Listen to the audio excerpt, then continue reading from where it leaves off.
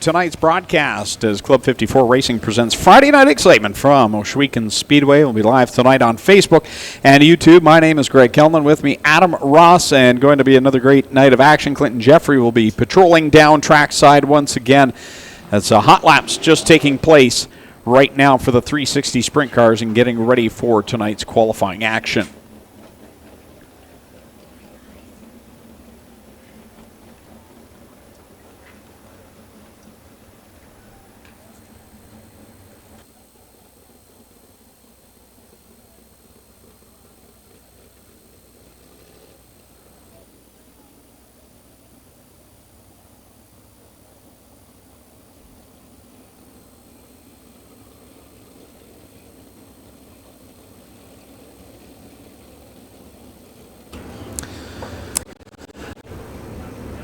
So again, live on Facebook and YouTube tonight. Want to thank everyone that's joining us on YouTube. Don't yet see the Facebook link live and going as of yet, but again, hot laps taking place for the 360 sprint cars. Good to see Scott Kruger back in that 49. Yeah, that was a wild, wild crash. The more I watched the replay, the more I was in awe of what a wild crash it was down the backstretch, and he did a good job to keep his words in line in the interview. And rightfully he was upset, and thank goodness his ride along the wall, rubbing along the wall for as long as he did, really took a lot of energy off before he started to tumble. If that car had taken a launch right away, there's no telling where he would have landed.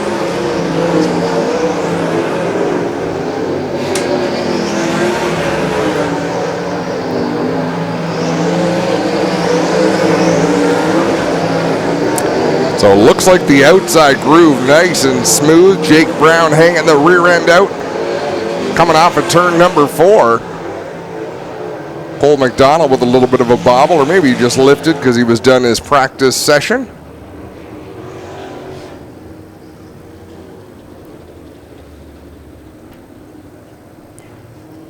So if you're just joining us, a lot of work done on the racetrack this week.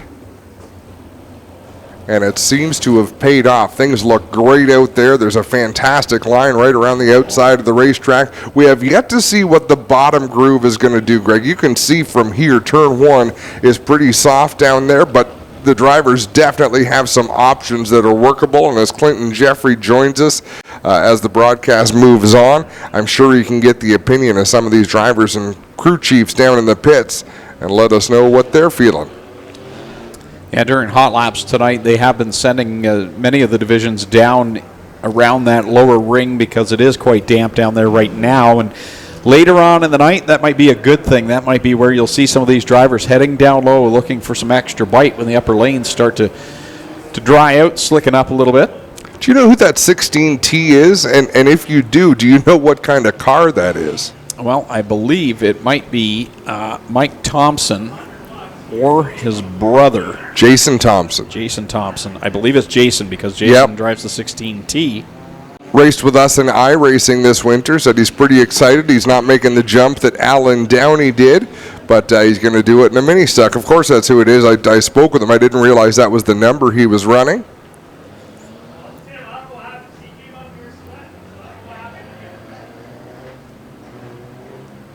So HRW Automotive Mini Stocks getting ready for their hot lap session, and then we should be straight into our crate sprint car qualifying heats, 4 in total of them tonight, followed by our Thunder Stocks with their qualifiers, 360 sprints, and then Mini Stocks will run their heats. We're going into our B mains for the evening, and then our order of events tonight for features, again, crates, Thunder Stocks, 360s, and Mini Stocks.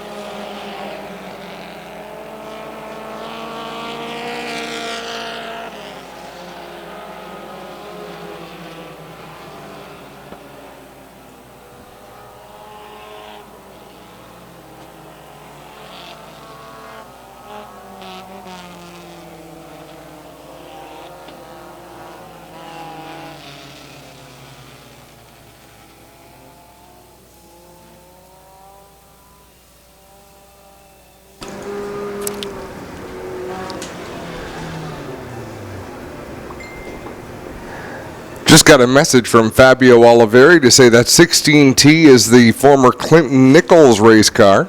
Clinton Nichols here tonight with a Thunder stock. Saw him heading into the scales earlier on this evening. Didn't notice if he came out for their practice session, Clint.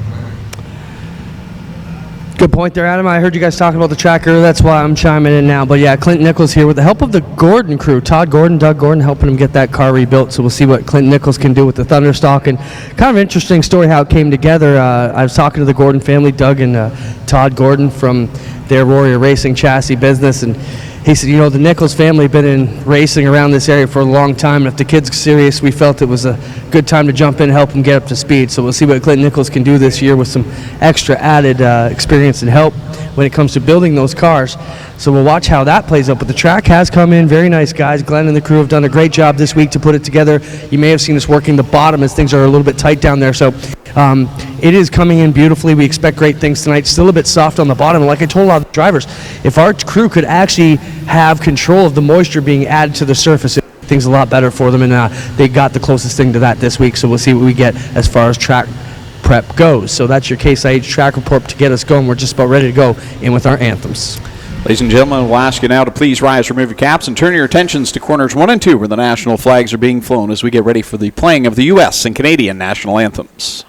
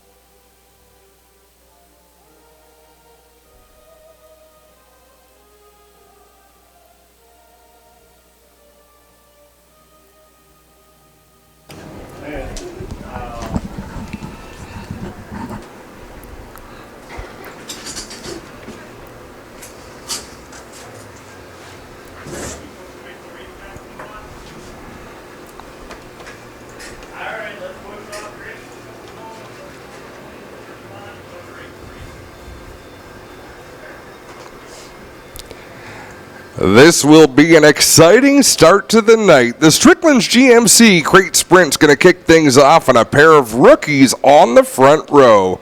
Starting first in car number 20 out of Six Nations, it's Johnny Miller, and on the outside of row 1 from Kitchener, the 39 is Shane Stickle. Row 2 on the inside, the 49L out of Brantford, it's Lucas Smith, and from Niagara Falls, Ontario, in the number 70, Bailey Hurd. Starting fifth from Oshwegan, the 69 is Joshua Hill, and alongside him from Rockwood, the 74 is Rob Neely.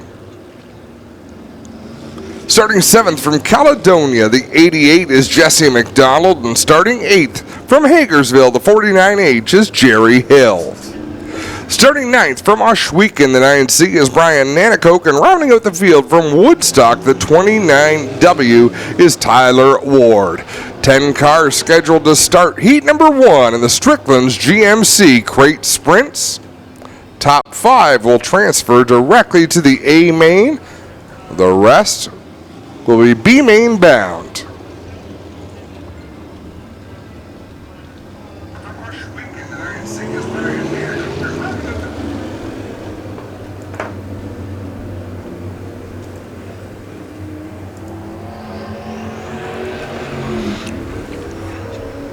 Again, tonight's racing action brought to you by Club 54 Racing. All 4 divisions in action, plus it's a duel on the dirt. Home track race number 2 for the Thunderstocks, brought to you by Instapanels. Kyle McKenzie ready to display the white flag for the first time tonight as we get ready for racing action 1 lap from now. Pretty cool to see Kim Banyard over on this side of the racetrack in the scorer's booth as well, Greg. Some questions about the transponder lines and whether the work done on the racetrack may have affected them, but Kim Banyard, one of the elite scorers, does it the old school way. She knows how to score these races. She'd scored the Can-Am TQ midgets for years, and if you can read those tiny numbers going by at the speeds they go, I think she can handle things here on the dirt. The Iceman on the pole for this one, Johnny Miller, ready to bring them to the green flag, and the field comes to life for the first time tonight. We're ready to go here with Friday night excitement at the Big O. Johnny Miller got a little bit loose in turn 4. That allowed Stickle around the high side.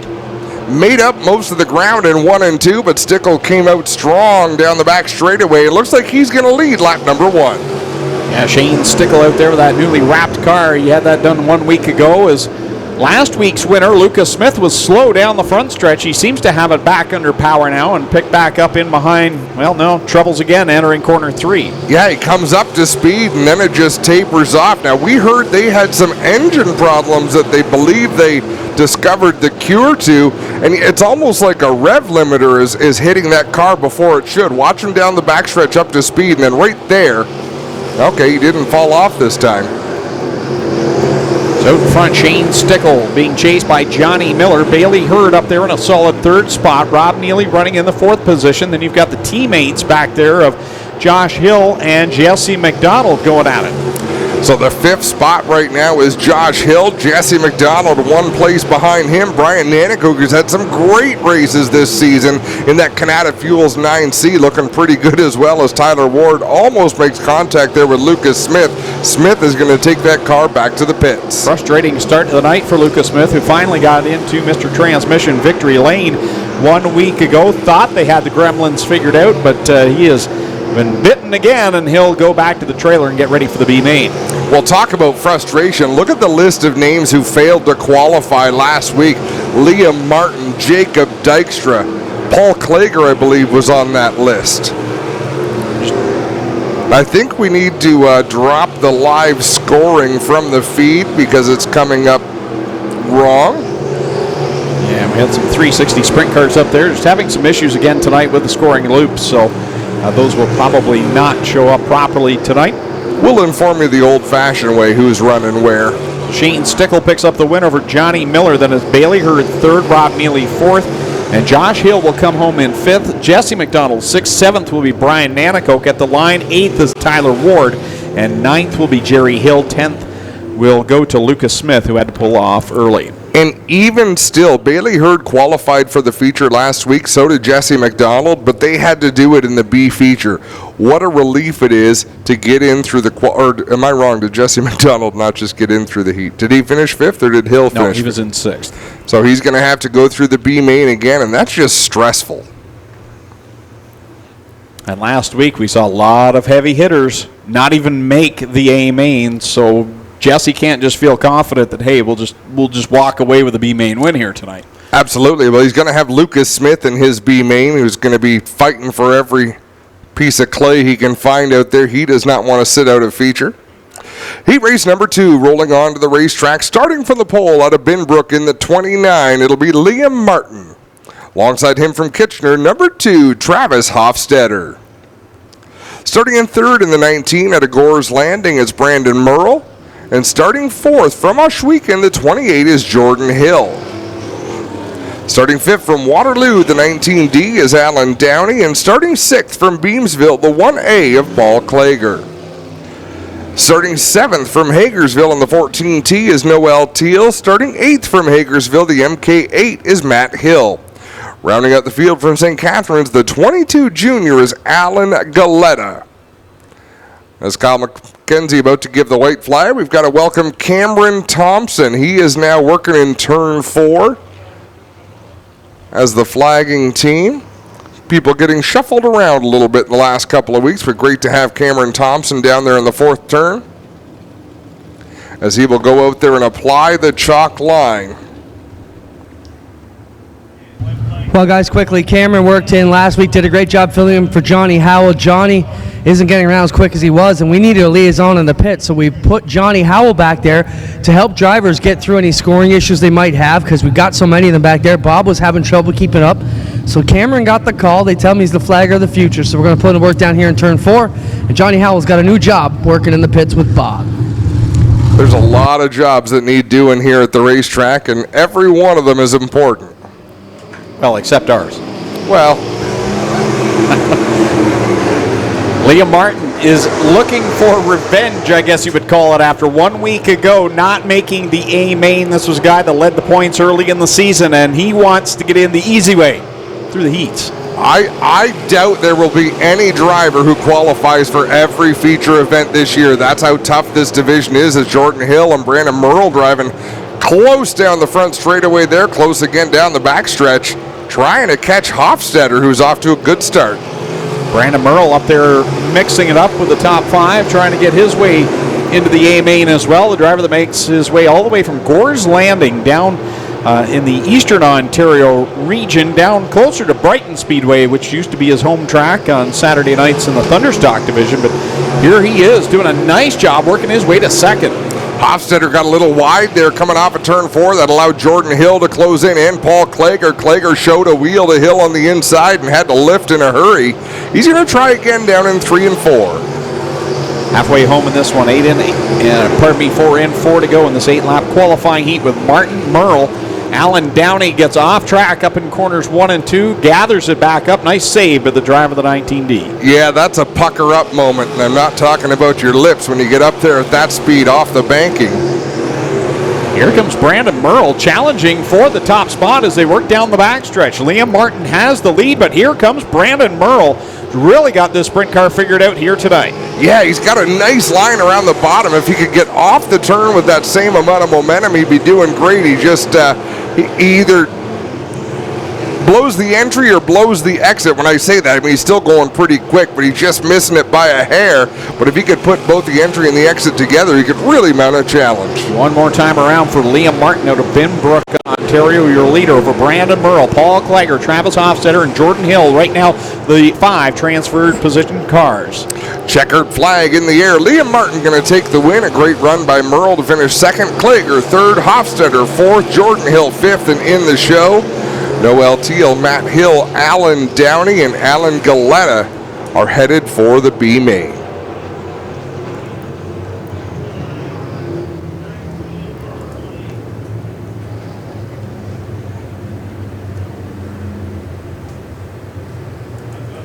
Liam Martin out of Binbrook in the Chasten Brothers Float Service number 29 picks up the heat race win, and he will assure himself a spot in the A main this week.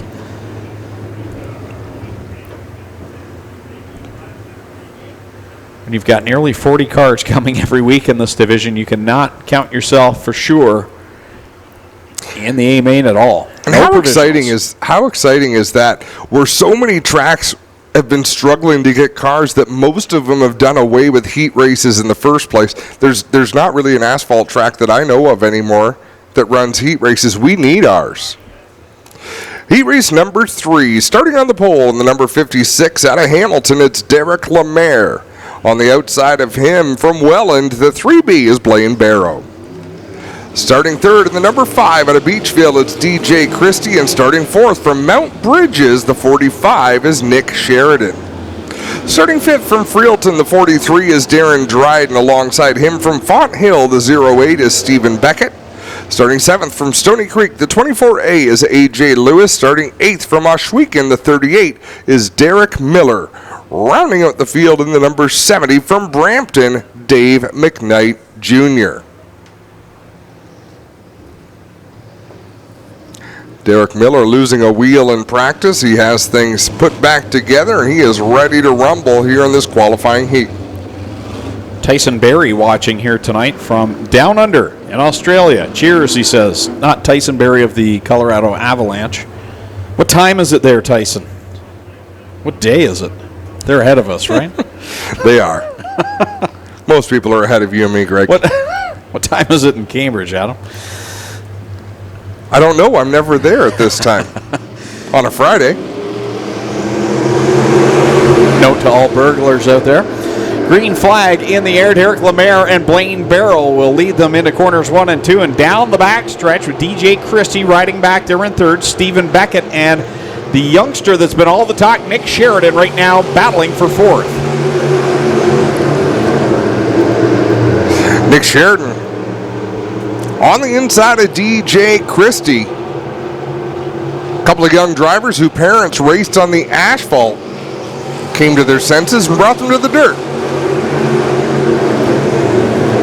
Derek Lemaire out in front. Good battle back there with Blaine Barrow, Nick Sheridan, DJ Christie, Stephen Beckett. Those are transfer cars right now. Derek Miller, Darren Dryden, and Dave McKnight Jr., the 3 cars looking to get up inside the top 5. Right now, Stephen Beckett in that position, being chased by Derek Miller. Look at that. The top cars running the bottom of the racetrack. Derek Miller a little bit higher on the track and seems to be closing in on the 08 of Stephen Beckett.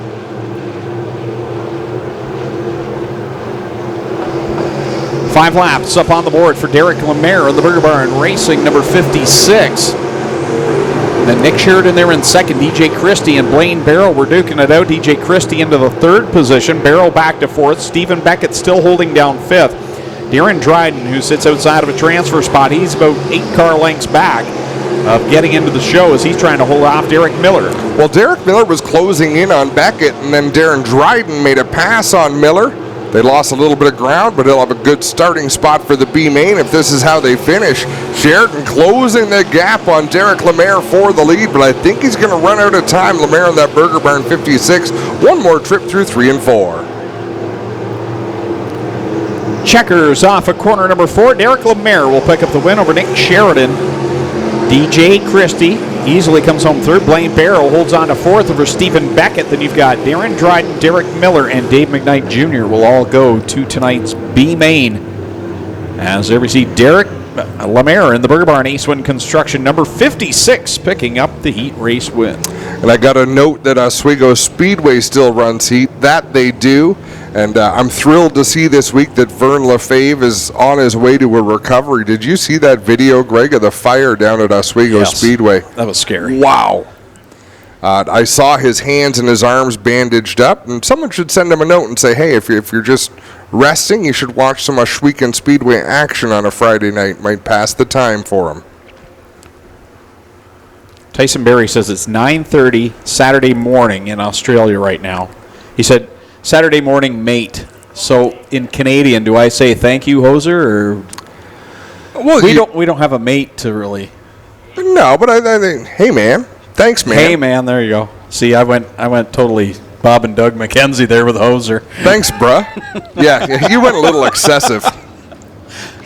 While we're under caution here and on a very serious note, we want to send our heartfelt condolences to the friends, family, and loved ones of John Harper, Spider-Man. He just won an Oscar modified race at Jukasa Speedway last month and passed away suddenly this week. He got ill and a few days later he passed away, but boy, oh boy. I saw him here at the track after his Jukasa wins.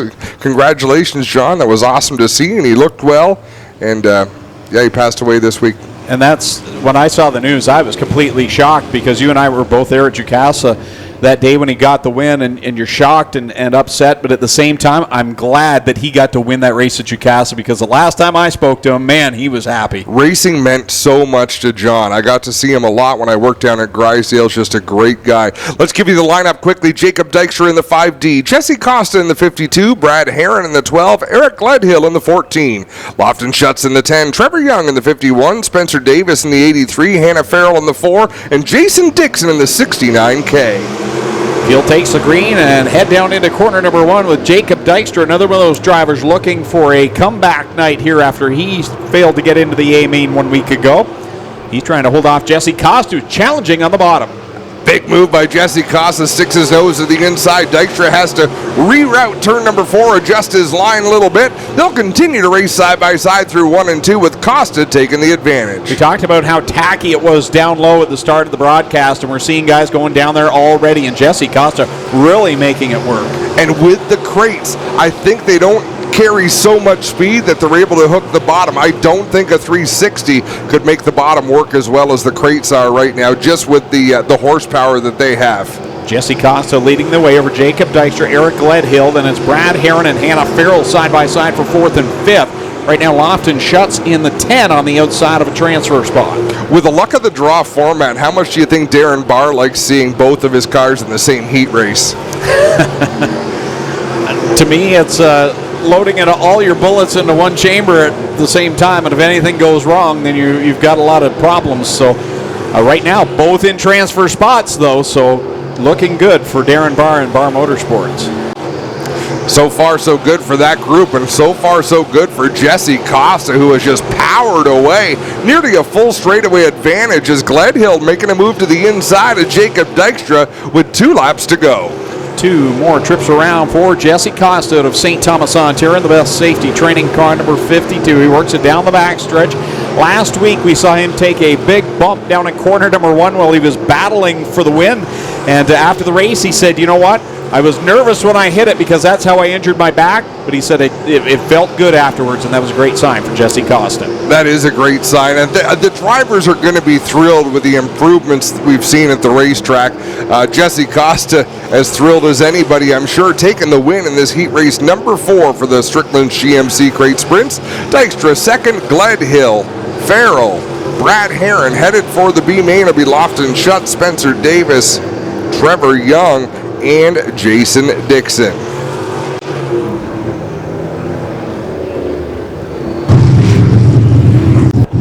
Just want to remind everybody the 50-50 sellers are out and about with their pink shirts on, and we guaranteed a $750 win tonight. Minimum $750 guaranteed in the 50-50, so get your tickets. Wave to the sellers, they're in the pink shirts. If you see them around, just give them a yell or a wave and they'll come by.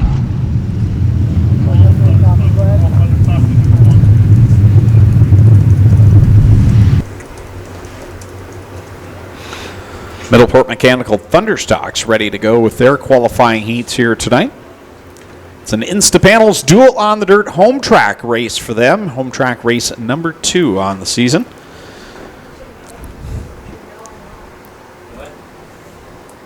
You doing Thunders again tonight, or do you want to? Doesn't matter. Heat race number 1 going to roll off like this. Starting on the pole out of Brantford in the number 40, it's Derek Liverance. On the outside of row number 1, the 43 out of Hamilton is Kyle Andrus. Row 2 on the inside in the number 2, it's Matt Newell. Alongside him in the 6R is Jeff Roloffs. Row 3 on the inside in the number 11 out of Thorold, it's Go Fast Teeple. Alongside him, they had to rebuild the rear end in this race car this week. From Simcoe, the number 4 is Aaron Ruwitsky. Row 4 is all Brantford. On the inside, the number 1 is Chris Dickey. On the outside, the 13 of Casey Huffman. And rounding out the field at a Caister Center, the 41 is Adam Plazik.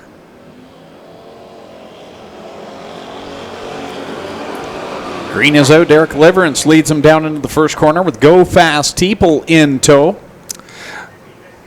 I don't think Doug Leonard liked that start very much. Kyle Andrus didn't get up to speed all that well, but it just exaggerated the fact that Derek Liverance might have taken off a little early. Well, let's jump in and talk to Doug. Doug, tell the fans what you didn't like about that start. not like that start because, as we see every week on the one-way radio, the front row has to fire together at that chalk line, not before the chalk line. The 40 went early, so we'll put them back a row and bring the 11 to the pole car. It'll be 1 to go at the line. There we have it from race director Doug. Thanks, Doug. We know you're busy, but we appreciate the call from the officials, guys. We better behave or he'll call our wives and put them on speakerphone. I dare him. Oh, dear. So now Go Fast Teeple, the Beamsville Fish and Chips number 11. He's been pretty quick this year. Yeah, he has. That car has looked very stout, and he's been up there and competing for victories this year in what's been a very, very entertaining Thunderstock division. You just have no idea who's going to win this year, which hasn't been the case for the last couple of years. No, for sure. There's been so many contenders, and they both fire first. Wow. Andrus dropped an anchor coming down the front stretch. That car just did not come up to speed. 3 wide behind Teeple as Jeff Roloff sorts things out, gets into second. Now here comes Aaron Rowitsky riding the outside line around the 40 of Derek Liverance. I was talking to Aaron in the pits tonight and said, where's your speed been? What's going on? And he says, actually, the car's been fairly quick. He says, I've only finished 2 races this year. If we can get to the end of a race, he said, I think we can run pretty well. And he looks stout here so far. A lot of bite, though, on this racetrack at this point in the night. Here comes Jeff Roloff off of corner number 4. He'll lead the lap in the Club 54 Racing 6R. Regular runner down at the Southern Ontario Motor Speedway, and he has problems up in corner 1, drifts high in 2, and that allows both Teeple, Rowitsky to go by, and now Newell works to the inside of Roloff's. Great battle there in the top 5. And some unlikely hitters up there in the top 5 as well. Although I shouldn't say that, but Newell hasn't quite put things together in that 2 machine, but it looks like that car's a lot more comfortable for him here tonight, having a good run in the 4th position. Seeing the Elvis lip curl again off the right front of Go Fast Teeple. That hood popping up, one of the pins popping away, but not slowing him down at all. Out in front over Aaron Rowitsky, side by side between Roloffs and Newell, and a good solid run for Newell, who is new to this division this year. Of course, the mini stock champion 1 year ago. Looking good out there, running in the 3rd spot. Roloffs is mounting a challenge. Go Fast Teeple pulling away out front, and Aaron Rowitsky backing up a little bit. So it's a 2nd, 3rd, 4th battle. Chris Dickey moving up as well. He'd like to make it a 4-car battle. Go Fast Teeple out in front over Aaron Rowitsky. Newell right there in tows. This time by, they'll cross the stripe. There'll be 2 laps left to go here in this Middleport Mechanical Thunderstock Heat Race event. Heat race number 1 of 3 on the evening. Matt Newell really hanging the back end of that old Rusty Wallace lookalike number 2. Smoke coming out the back of Aaron Rowitsky's 4 machine. Just a little bit of smoke. Whoa, Derek Liverance and Casey Huffman got a little bit sideways off of corner 4. Both of them get the ship straightened out, and they tuck back in line as the checkered about to fall on Go Fast Teeple. Good run for Teeple, and a nice move by Matt Newell sets up Rowitsky. He was hungry for that pass, and he made it.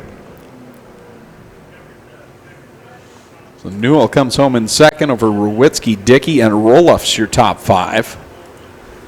Then it was Derek Liverance, Adam Plazik, and Casey Huffman as we get ready for our 2nd qualifying heat for the Middleport Mechanical Thunderstock division.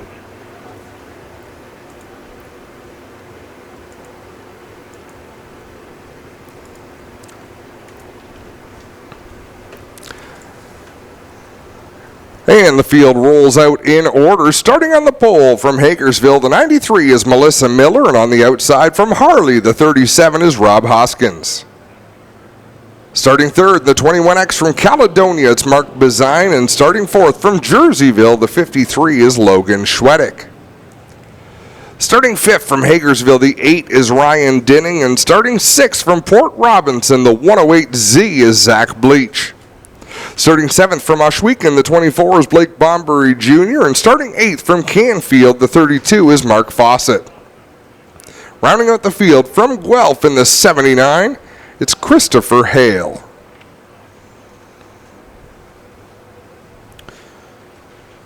You think Greg got in any trouble for that run last week in the 79?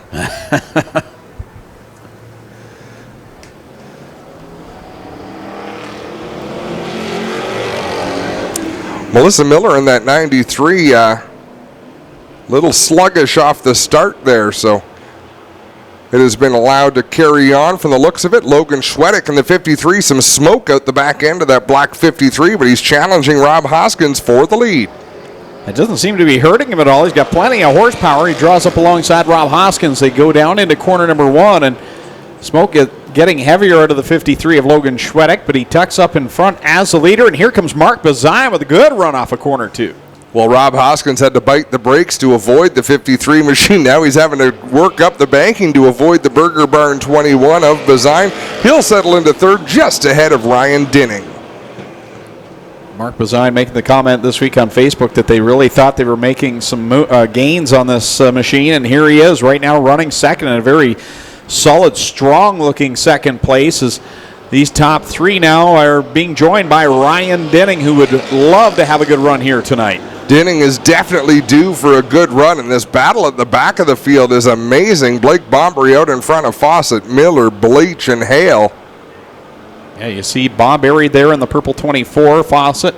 Right behind him, Melissa Miller, our pole sitter, back there with Zach Bleach, and Chris Hale will make it 3 wide off of corner 4. Ooh, things getting skinny off of turn 4. Bleach, Hale, and Miller rubbing their way down the front straightaway. Back at the front, Schwedick leading the way, and it's a 3-car battle behind him with Hoskins, Bazine, and Dinning. Hoskins in that white Trans Am, number 37. Bazine back there in the 3rd spot in the Burger Barn 21. And Ryan Dinning working the inside line on Bazine in that 8.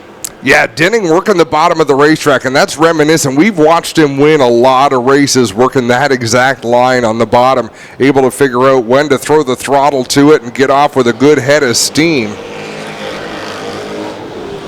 2 laps left to go here in this second qualifying heat of 3 for the Middleport Mechanical Thunder Stock Division. Logan Schwedick's been laying down heavy smoke since the drop of the green flag, but hasn't slowed him down at all. He sails it down to the white flag as he leads over Rob Hoskins, Ryan Dinning, and Mark Bazine. Still that same amount of smoke out the back of Logan Schwedick's car. It's definitely not costing him any speed, but he leads the way down into 3 and 4 for the final time. Kyle McKenzie ready to throw the checkers, and he does. Logan Schwedick going to take the win over Rob Hoskins, Ryan Dinning, Mark Bazine, Blake Bombery, Mark Fawcett, Christopher Hale, Zach Bleach, and Melissa Miller. Still one more qualifier to go for the Middleport Mechanical Thunder Stock Division here on Club 54 Racing Night at the Speedway. My name is Greg Kellman, with me, Adam Ross and Clinton Jeffrey down trackside. I arbitrarily just use that is here and there. I did just things that I noticed, Greg, you know. If I didn't comment on them, like, they would make my head explode. Shout out to Emily Taylor Bond, who just graduated high school, and tonight she's cheering on the 52 of Jesse Costa and the 5D of Jacob Dykstra. I'm sorry, here you can only choose one per division. Valve cover, says Brian Kalinowski. You may be right. Heat race number 3, fresh off another win, this time down at Humberstone last week. From Caister Center, the 28D is Donnie Lampman. On the outside of row number 1, also from Caister Center, because I believe they live in the same house, the 28 is Jim Lampman.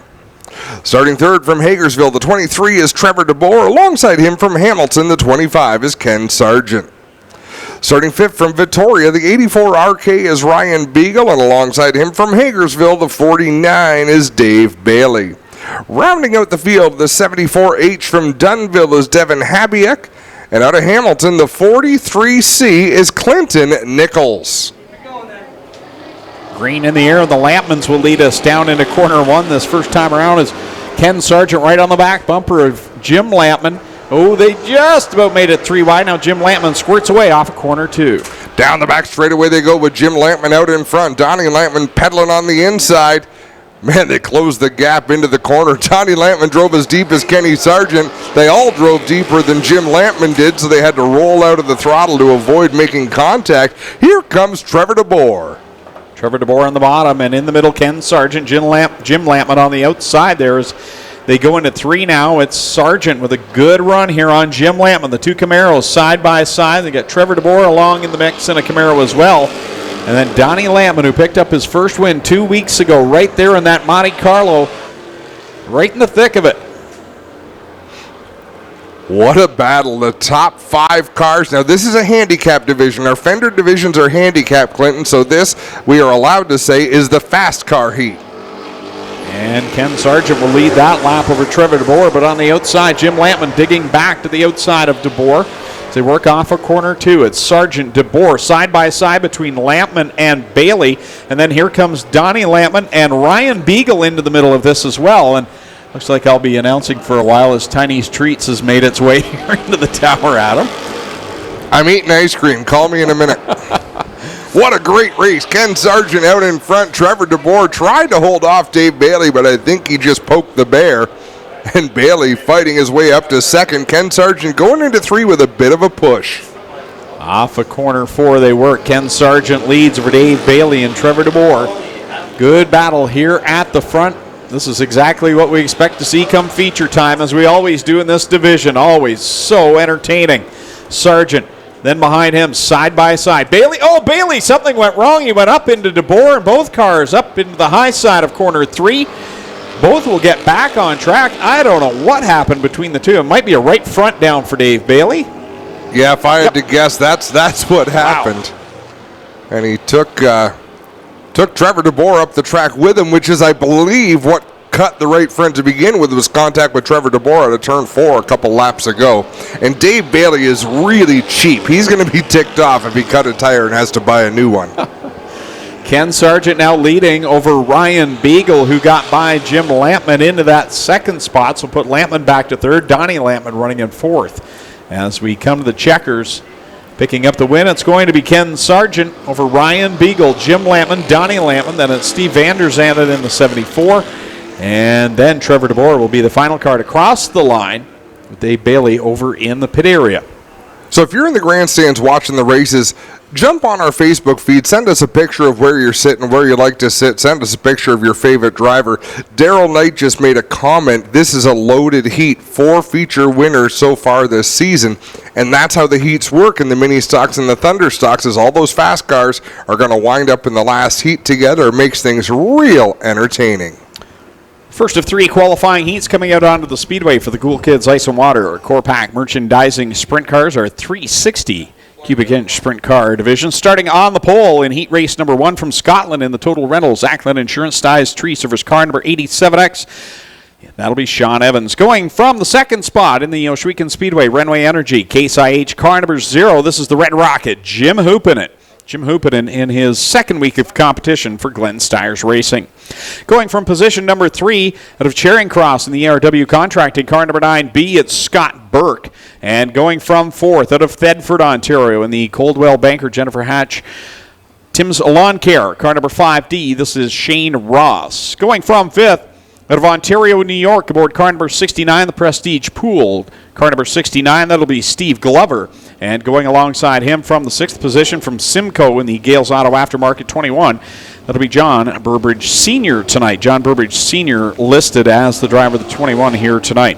Going from the 7th spot out of Scotland, driving the Sovereign Fusion, Original Traders Energy, Burford Heating and Air Conditioning, 47X, D-Dubs, Dylan Westbrook. And going from the 8th spot from Verona, New York, in car number 67, that'll be Pete Richardson in the Prestige Pool and Spa, number 67. Starting at 9th, he had troubles in the hot lap session, driving the Charlie B. Honey, Pyatt Spring and Alignment, Braemar Buildings 11.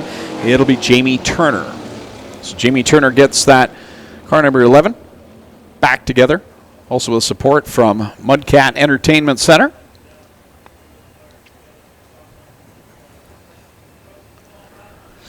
So Sean Evans and Jim Hoopinen will bring us to the green flag here in the first of 3 qualifying heats for our 360 Sprint Car Division, brought to you by Cool Kids Ice and Water and Core Pack Merchandising. Jim Hoopinen looked more comfortable in practice this week than he did all race night last week. Did you notice that? Yeah, you could tell he was trying to get adjusted. He had some seat time Saturday night down at Merrittville Speedway for the Southern Ontario Sprints event down there. So he should really be locked and loaded, ready to go here in that number 0 for Glenn Stiers Racing. Sean Evans, oh baby, what a save by Sean Evans. He still doesn't have it under control. Wow, that's some bite right there. If we got that on camera, that is going to make highlight reels for years to come. Holy moly. Shane Ross leads lap number 2 over Jim Hoopinen and settled down in the 3rd spot. Sean Evans. Steve Glover up the racetrack off of turn number 2. John Burbridge had a run, but Dylan Westbrook had a better run, drives it to the inside. Wow, that was a slide job by Westbrook over Steve Glover. All sorts of bite for the 47X as well. You see the left front hopping up on that machine for D-Dubs. Out in front, Shane Ross leading the way over Jim Hoopinen. Right behind them in the 3rd spot, Sean Evans, who's caught his breath, settled back down. Jamie Turner having a really good run. He's worked all the way up to 4th after starting in 9th. That's definitely a good run. Look at this battle down in 1 and 2. Shane Ross on the inside. Jim Hoopinen powering down the back straightaway. He'll sweep to the outside in the 0. Can he get him back? Yeah, the Red Rocket will get by with 2 laps left to go, but here comes Shane Ross digging back down to the inside line. Back into corner 3 they go, side by side for the lead. What a battle in this qualifying heat for the 360 Sprints. They head under the white flag. One more lap. Who's it going to be? Here comes Jim Hoopinen, 2-time champion of this division, scoots to the outside of Shane Ross. Ross, though, digging on the inside line. Off of corner 4, Hoopinen squeezes it to the wall. No room for him, and Ross will take the win over Hoopinen. Ross left almost enough room, but the way that car was pitched, Hoopinen wisely chose to roll out of the throttle there. If that was a feature race, I think we would have seen a little bit different reaction from Jim Hoopinen. But can we go back and just watch that entire heat race? Wow. Yeah, that's gonna be a good one. Wow.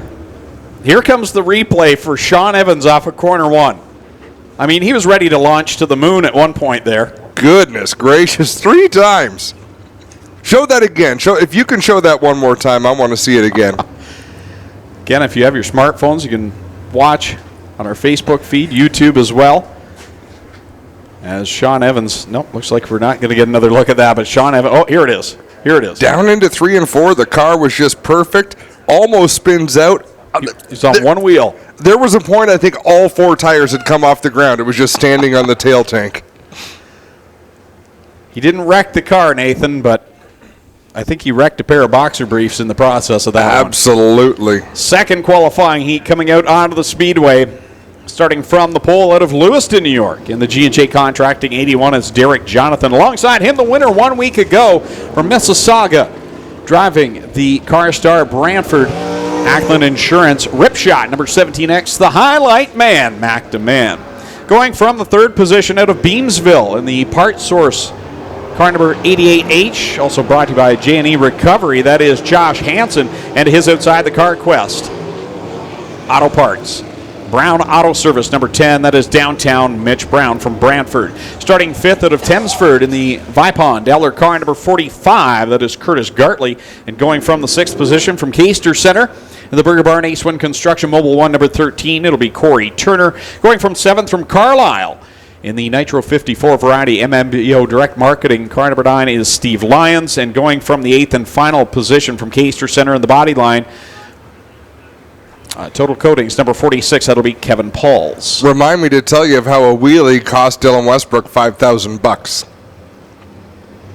It's a wheelie good story. Boy,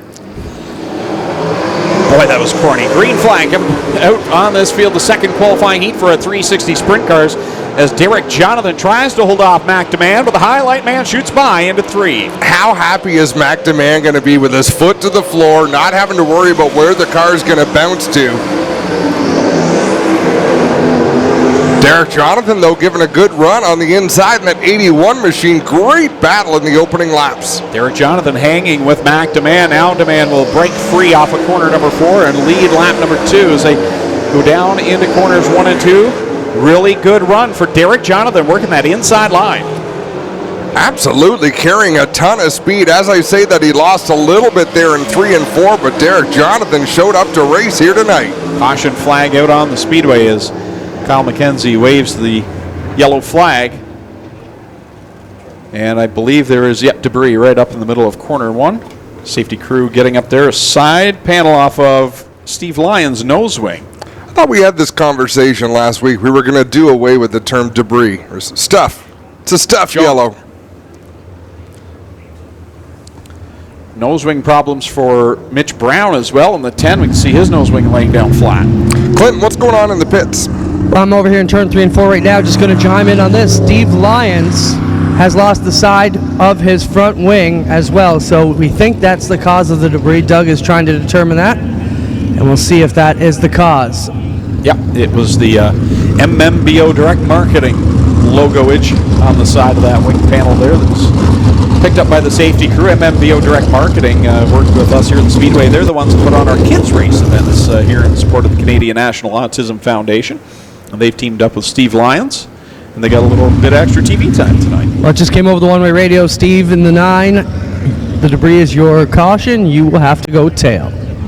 So we'll see Kevin Pauls move around the 9 right now. And tough break for Steve Lyons.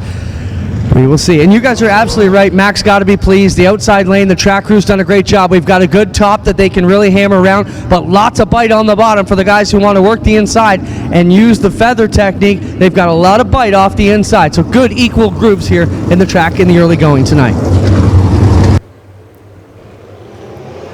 Back under the green flag, Mac Demand mashes the throttle and beats everyone to the corner by about 6 car lengths.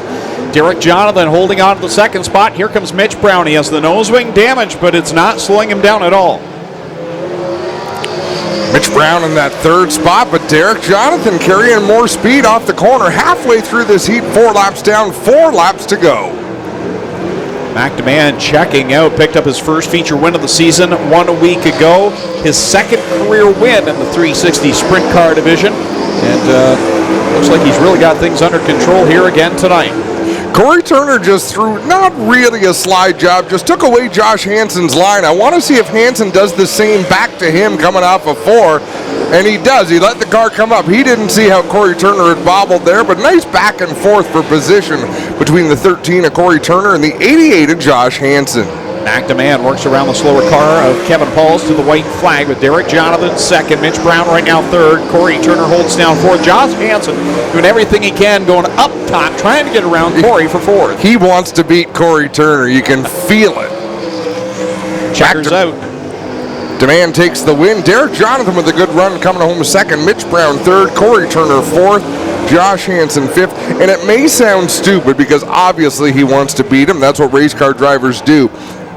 But when someone makes a move on you that think, they shouldn't have done that, they should have left me a lane, you can almost see it. A driver gets that, and Hansen has spun it out in 3 and 4, but a driver gets in his mind they want that spot back, and you can almost see them driving the car harder. So 2 qualifying heats into the books for the 360 Sprint Car Division. 3rd and final on its way out onto the speedway in a moment as they get Josh Hansen's Part Source Auto Parts number 88H turned back around and to the pit area. Been an impressive rookie so far here in the 360 Sprint Car Division. No big surprise because the moment he came onto the scene in the Crate Sprint Car Division, Josh was an instant success and looking very stout here with the 360s. 3rd and final qualifying heat making its way out onto the speedway, going from the pole out of Dorchester, Ontario. Driving the Case IH Renway Energy Oshwegan Speedway. Number 1, it's Holly Porter. Alongside in the 2nd starting spot from Waterdown, Ontario, driving car number 0C, sponsored by Tammy 10 Media and Corpac Merchandising. It'll be Cole McDonald. Cole McDonald going 2nd. Starting in position number 3 in the DVC Contracting, car number 71S from Port Colborne, it's Sean Slider. And going from position number 4 tonight in the Case IH Renway Energy Aero Express, car number 68, Aaron Turkey. Starting in position number 5 out of Alden, New York, in the Burzak Enterprises Fiberworks Composite, car number 49H, the straight shooter, Scott Kruder. And alongside, going from the 6th spot out of Dunnville, Ontario, in the Kingpin Farms Burger Barn Racing 91, it's Ryan Turner. Starting in 7th out of Ashweek in the Nitro 54 variety, Ackland Insurance number 15, that'll be Dan Nanakoke. And going from the 8th and final starting spot in the Hills Tire and Gas, Brown Auto Service, Little Bend 110, it is Jake Brown.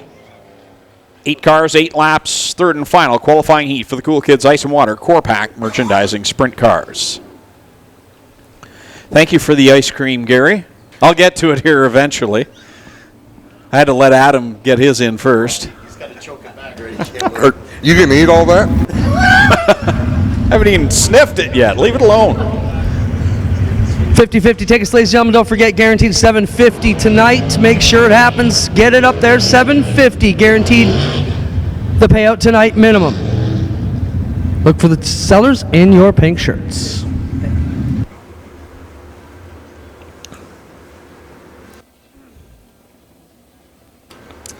Going green this time, Holly Porter on the inside, Cole McDonald on the outside, taking their time coming to the start line.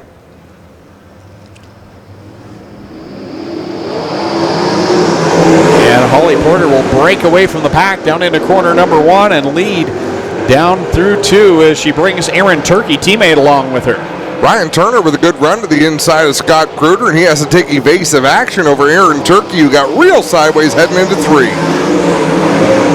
Scott Kruder on a mission here tonight after being taken out by a lap car 1 week ago. Back at it here and looking for some redemption as he works to the inside of Aaron Turkey in 3 and 4. How about Cole McDonald in that 0C contending for the lead with Holly Porter?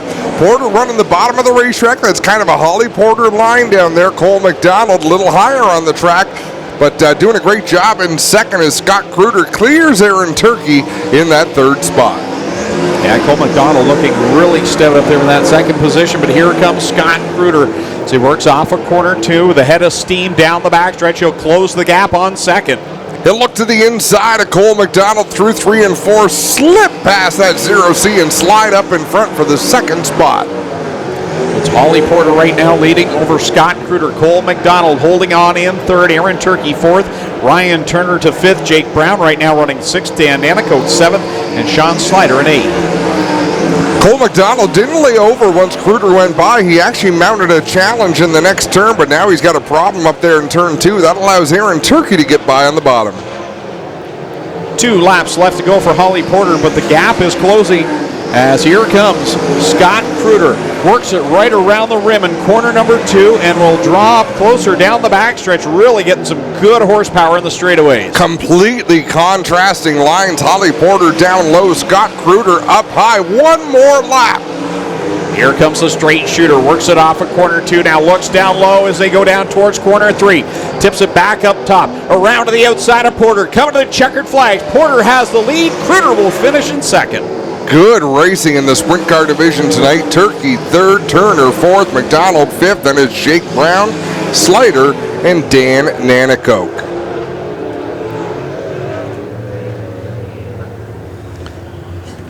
So Holly Porter picks up the win. The Case IH Aero Express Ohsweken Speedway number 1 as we get ready for the first of our mini stock qualifying heats. 4 in total here tonight. Another great field for the HRW Automotive Mini Stock Division. Well, guys, time for a quick Case IH track report here in the middle of turns 3 and 4. You've got a couple of different lines. Up here in the middle top groove, it is very hard packed. You can see the guys have packed it in. The big change is going on in the bottom here. It's moist down here on the inside. You can see the sprint cars. They cause these kind of flaps of clay to come up, and they get thrown up into the groove, and then they get packed down and become little clods and stuff. But the big issue here, you can still see a lot of moisture. A lot of this track is still going to change as we get throughout the night, guys. So the bottom's still being worked on, but this is going to put a lot of bite in the track come tonight. Thank you very much, Clinton. Mini stock racing time. First qualifying heat going from the pole in the 517 from Caledonia. That is Cody Somerville to the outside in car number 88, the Simcoe Dairy Queen Atkins Financial 88. That'll be Aiden Nye.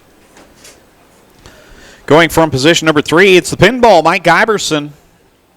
out of Caledonia. And alongside him in the fourth starting spot in the RWT, transportation number 19T, that is Trevor Want. Going from the fifth starting position, the Summertime Spray Foam car number 16J, it's Jeremy May.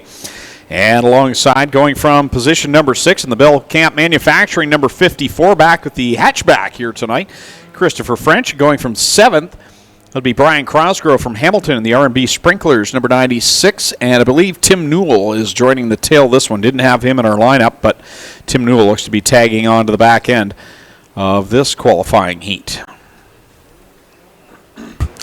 Clint, we got a question about Mike Thorne asking if he's in the house tonight, if he's racing. I know his dad is going in for some surgery. I thought I saw their truck and trailer roll in. So if you can follow up on that, we'll get ready to call this mini stock qualifying heat. Green flag in the air, and Aiden Nye will lead them down into corner one with Trevor Want right behind him. Jeremy May able to get up in there to the third spot as the pole sitter Cody Somerville with troubles. Yeah, Somerville did not come up to speed. Mike Giverson paid the price for that, running behind him as they are now last and second last on the field. Out in front, it's Aiden Nye over Trevor Want. Then there's a battle between Jeremy May and the 16J and the 54 of Christopher French. Nye works it off of corner 2 with Want in second. Then it's May and Christopher French up there to the fourth spot. He's been going back and forth between the hatchback. I don't know what kind of car is this. Would it be a Honda? I'm not sure what it is. But anyways, he's this car and the Mustang, which we've seen him in for the last number of years. Yeah, I can't identify these cars either. Aiden Nye out in front by about 10-12 car lengths over Trevor Want, running in the second spot. Jeremy May and that 16J closing the gap on the second place Trevor Want. He'll look to the inside down the front stretch. Side by side for second as Jeremy May works to the inside of Trevor Want. Christopher French tucked back in behind along with Tim Newell. Good battle up there amongst the top 5. The leader checking out Aiden Nye right now in that 88 machine. I don't think Aiden Nye is doing a whole lot of lifting right now. That's when that rear-wheel drive car, you lean on that right rear through the turn, and with this much bite in the racetrack, it can take it. This time by, we'll see the white flag from Kyle McKenzie as Aiden Nye will lead the lap. Good battle there for second. Trevor Want, Jeremy May, door to door as they work it off the corner. Jeremy May's had all sorts of horrible luck this year. Nothing has gone right for him, and here he is challenging for Trevor Want. As you said that, He almost crashed in turn 1. I'm thinking, what am I doing talking about him? I know better. Last time out of turn 4, Aiden Nye going to take the win. Yep. Sorry, Jeremy. I won't mention you again. Trevor Want comes home in second. Christopher French third. Tim Newell fourth. Brian Crosgrove fifth. Sixth will be the pinball Mike Giverson. It'll be Cody Somerville. And I'm sorry, Jeremy May. Ford Focus is what I'm being told is the 54 of Christopher French, and no longer Greg Callan's friend is what we will now refer to Jeremy May as. I was going to say, I know who's off the May family Christmas list this year. Boy. I don't believe in luck or anything like that, but every time I talk about Jeremy May, this happens. Well, I never believed in the announcer's curse either, but it happens all the time. Okay, guys, so I'll get over this here so Sean can take a look at it. It has ripped the entire center out of the wheel. So, Sean, if you can get on me up here, you'll see the whole entire center section has gone out of the wheel, which means it's broken this whole center piece out where the lugs would go. Which is an easy fix because the lugs should still be on the piece of wheel that's left. So you pull the lugs off, pull that piece of wheel, and hopefully there's another one. I was going to say, easy fix. How do you fix this wheel? Yeah, well, that's the easy thing. You throw it into the pond. Well, the tire's still good, so. Yeah, that's ecologically friendly. Jeremy, Merry Christmas. Here's your tire back. We were having fun at your expense. Greg was talking about when you almost had the incident in turn 1. I said, I know better to talk about Jeremy, and then this happens here. Do you believe in the announcer's curse? No, but if we didn't have bad luck this year, we wouldn't have any luck. It's got to change sooner or later, though. I'm sure hoping, because this is getting really tiring. Well, we'd like to see you smile a bit more, Jeremy. And there you can hear he's dejected again, guys. For no lack of effort, they have built that car and brought it back every single week, but hasn't had the luck they needed.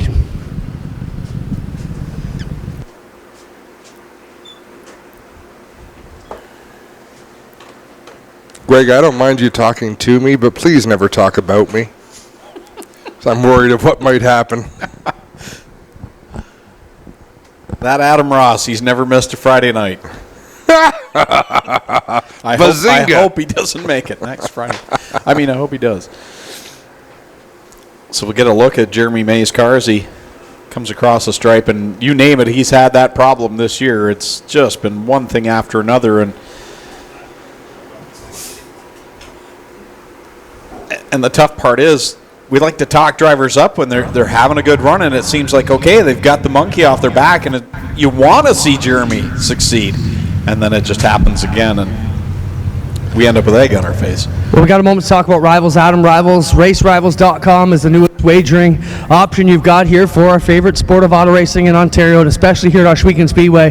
It's been interesting, Adam, to see everybody get on and play quickly before they get to turn one. What do folks need to know about racerivals.com?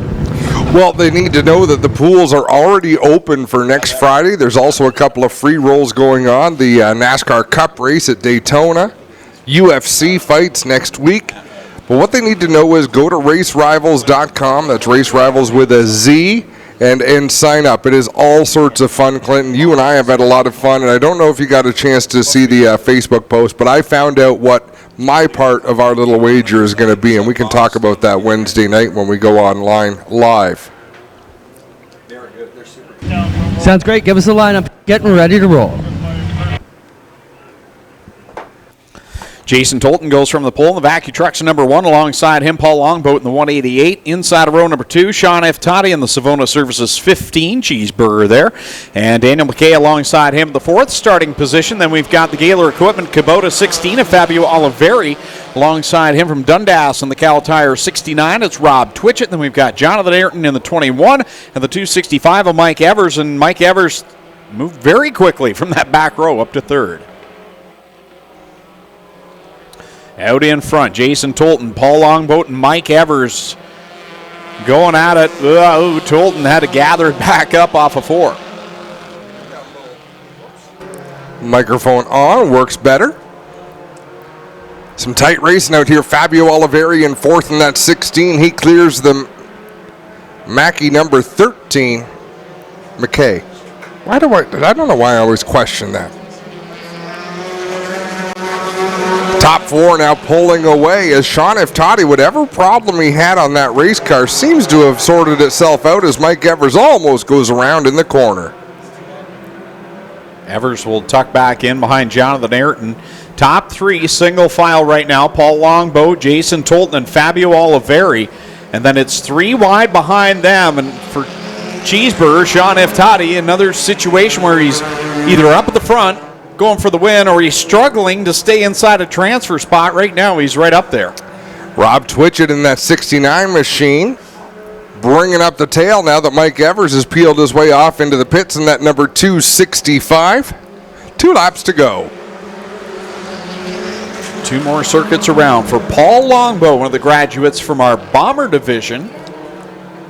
He's done a nice job making his move into the mini stocks. Jason Tolton back there in 2nd. Fabio Oliveri riding along in 3rd. Nose to tail.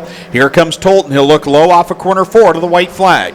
1 more lap to go. Tolton now going to tuck back in line. Rob Twitchett to the inside of Jonathan Ayrton for position. That's for the 5th spot. A little bit deeper, but I believe that's the qualify spot if he can make that pass stick.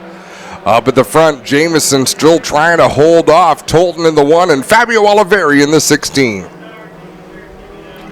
Checkers out. Paul Longboat will pick up the win. Did I just call him Tim Jamieson? I don't know. I never listened to you. Fair point. Longboat the winner over Jason Tolton. Fabio Oliveri 3rd. Followed by Cheeseburger, Sean F. Toddy, Jonathan Ayrton, Rob Twitchett, and Daniel McKay. 2nd qualifying heat coming out for the HRW Automotive Mini Stocks. Make that heat race number 3 on its way out. This guy is going to be in line for the Hard Luck Award as well with Jeremy May. I would think Cole Hardy on the pole out of Welland in the Rona of St. Catharines Fort Erie. Car number 7C. Zach Buchwald will line up on the outside of him in car number 10. He's from Simcoe. Martin Schroeder will go from spot number 3 in this third qualifying heat in the Hawkins Electric number 60. And Kevin Thorne in the Burger Barn Eastwind Construction number 360. He's from Caledonia. He'll go 4th. 5th from Dunnville in the 16T is Jason Thompson. And from the 6th starting position from Hamilton in the Hallett Home Improvements. Car number 93, that tonight is Andy Reichman from Hamilton. Going 7th out of Waterford in the Buchwald Landscape, number 46, it's Wade Thorne. And starting 8th from Waterdown in the Gibbs Action Sports, Let's Landscape, Leggett Chevrolet 01, Tristan De Silva.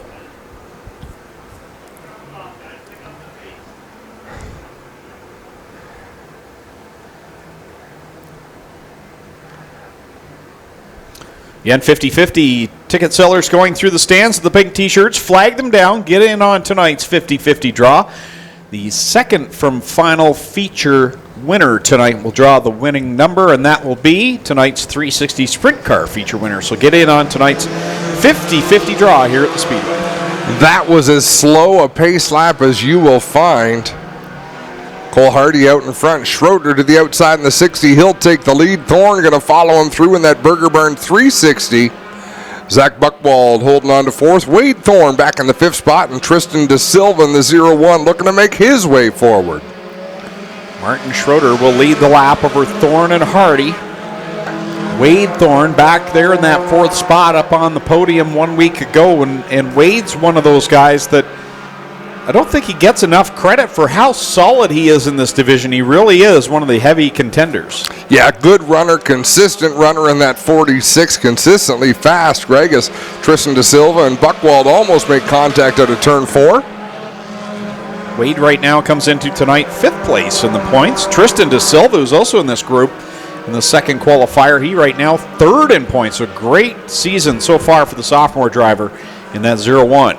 Steady runs for Tristan De Silva and that Let's Landscape Together sponsored 01 machine as he's still battling side by side with Buchwald. Now he'll drive to the inside of Cole Hardy. Out in front, Kevin Thorne and Martin Schroeder exchange spots. Put Kevin Thorne to the top of the board for Martin Schroeder.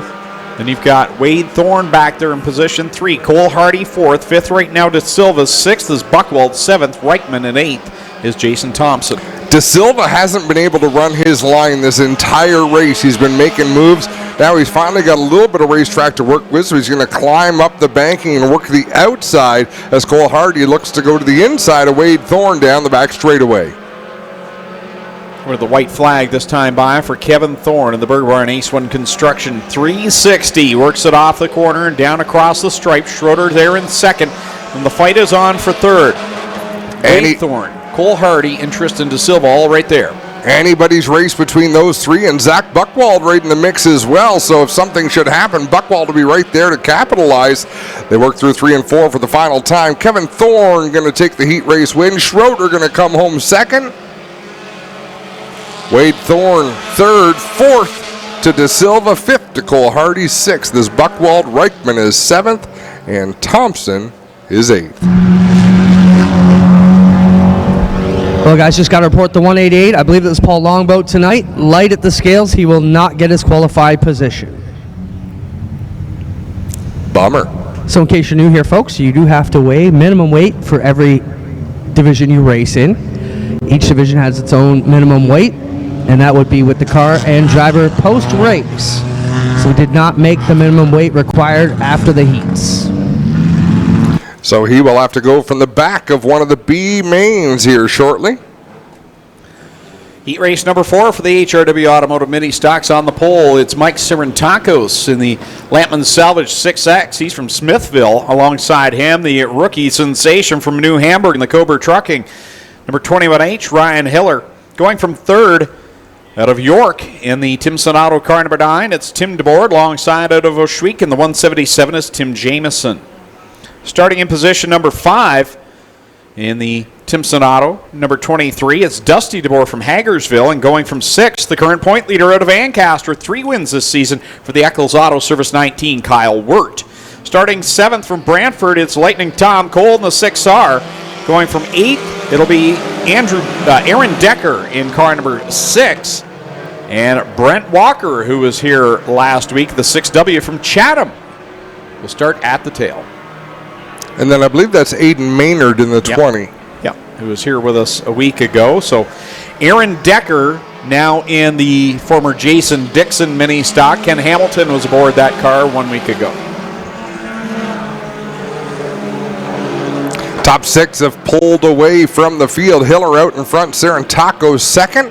Then is Tim DeBoer in a side-by-side battle with Kyle Wirt on the outside in that green and white number 19, and Dusty DeBoer on the inside in the blue and white 23. Tim DeBoer in that 9 car comes into tonight's second place in points. He's 26 points behind the leader, and the leader is right now right behind him. Kyle Wirt in the number 19 is the point leader.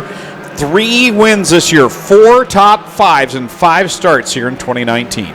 Pretty solid start for Kyle Wirt. The nicest fire suit on the circuit. That thing's fancy. He's got his eating britches on. Ryan Hiller pulling away from the field, and we've already noted this several times this year, but he has just been smooth, steady, and very impressive. Looks like a veteran out there in that 21H. Kyle Wirt almost ran himself out of racetrack down in turn 3, went way up almost to where the banking ends, but he was able to gather it back in. He'll drive into 1 and 2 on the very bottom, but not going to be able to clear Tim DeBoer. DeBoer to the outside of Kyle Wirt, the 2 title contenders going at it down in corner number 3. This time to the white flag. Here they come side by side for second. They're doubled up behind them as well with Serentakos and Dusty DeBoer. A lot of positions still to be decided in this one. Hiller out in front, Tim DeBoer pulling away from Kyle Wirt through turn 2, but we're going to gobble that distance down the back straightaway through 3 and 4 for the final time. Hiller going to cruise home to the win. Wirt looking to the inside of DeBoer. He's not going to do it. DeBoer second, Wirt third, Serentakos fourth, Dusty DeBoer fifth. Then is Tim Jameson in 6th.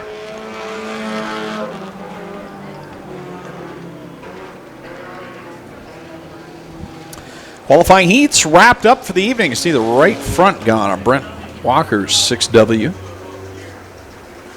Some debris to the high side. Oh, sorry. What am I supposed to call it? Stuff. To the high side of corner number 4. Race car particles. B mains for the Strickland Brantford Chevrolet Crate Sprint Car Division. Last chance to get into the show, and as we've seen over the last few weeks, Adam, these have been the most important races of the evening because it's so tough to get into the Crate Sprint Car A main. You are absolutely right. And here's how the lineup on the pole from Caledonia. The 88 NRAM Dynamics car is Jesse McDonald. On the outside of row 1, the Canada Fuels number 9C from Ohsweken, it's Brian Nanakoke. The Insta Panels. Number 10 from Oakland, it's Lofton Schutz, and the Victory Games. Number 38 from Ohsweken, it's Derek Miller. Starting in 5th in the NRAM Dynamics, number 83 from Scotland is Spencer Davis, and in 6th, the Hallett Home Improvements, number 51 from Ancaster, it's Trevor Young. The Galetta Flooring, number 22 junior out of St. Catharines is Alan Galetta. The Insta Installation, number 24A from Stony Creek is A.J. Lewis. Rounding out the field in the Ken's Auto 69K from Brantford, it's Jason Dixon. That's how they line up in B-Main number 1. Top 2 finishers transfer to tonight's feature event.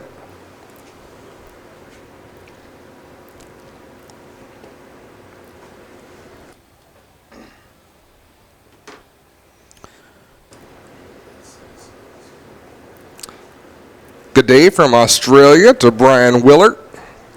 This would be fun to wake up to, wouldn't it, Greg? I don't think I'd ever want to wake up next to you, Adam. Don't forget 50-50 tickets, folks. Guaranteed $750 is the take home tonight. That's a minimum. It can easily go over. Last week's was right around 1,000, so make sure you pick up your 50-50 tickets from the sellers in the pink shirts. Leave it to Clinton to rescue us from that awkward situation, Greg Callan. The jerk store called. They're all out of you. Out of you. Wow.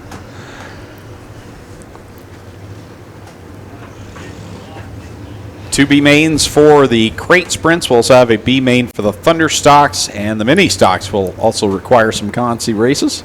And did A.J. Lewis not make the call for this? This has just been a season to forget. Yeah, A.J. Lewis has had the struggles mechanically this year that have kept him out, and Lofton Shuts the same. Now Lofton in this one, the chance to qualify for the A main. And here we go with Jesse McDonald. He's been on the podium this year. Brian Nanakoke has been so good in the qualifying heats and had a really good feature run last week. He's back in the B main. Just tough to get into the A main in this division every week. Top two get a ticket for tonight's feature event. Everybody else will be headed home after this one. Green flag goes in the air. They're three wide, headed down at corner one. Nanakoke on the top. McDonald in the middle. Here comes Lofton Shuts in that Insulthane 10, digging deep on Jesse McDonald. Shuts holding his ground. Jesse McDonald looked like he was trying to pressure him down to the bottom a little bit. Shuts having none of that. Wow. Brian Nanakoke came so close to the wall in corner number 4. Great run by him, keeping it a 3-car battle up front. And a couple of cars behind them. Derek Miller in the 38. Trevor Young in the 51. These guys would like to close in and make that a 5-car battle for those 2 spots. But out in front, Lofton Shuts up on the high side. He's going to lose that lead to Jesse McDonald, but try it back on the outside of 3. Keeps it up on the high side. Has to dive back down low off of corner number 4. Looks to the inside of the Enrium number 88. As McDonald bobbled just a little in one. Holds the lead down over Shuts. Nanakoke still right there within striking distance to get into one of those 2 transfer spots. Well, Brian Nanakoke knows exactly what's at stake. He knows where he needs to be to qualify for the feature. And what's worse, he knows he's not there right now. He had a good run through 1 and 2, though that time. Look at how much ground he gains just from one good corner. Now he can sense that Lofton Shuts might be coming back to the 9C of Brian Nanakoke because we're halfway through this B main. McDonald, Shuts, and Nanakoke, your top 3. Trevor Young back there in 3rd. Spencer Davis back there in the 5th spot, as Young is in the 4th spot. 6th right now, Derek Miller, and 7th is the 22 of Alan Galetta, as Jesse McDonald has really begun to stretch things out on Lofton Shuts. Derek Miller headed to the pits in that 38, and Brian Nanakoke just needs to figure out 3 and 4 as well as he's got 1 and 2. And as I say that, he loses the front end in 1 and 2. He'd been gathering a lot of ground at that end of the racetrack and then giving much of it back up in 3 and 4. 2 laps to go for Jesse McDonald.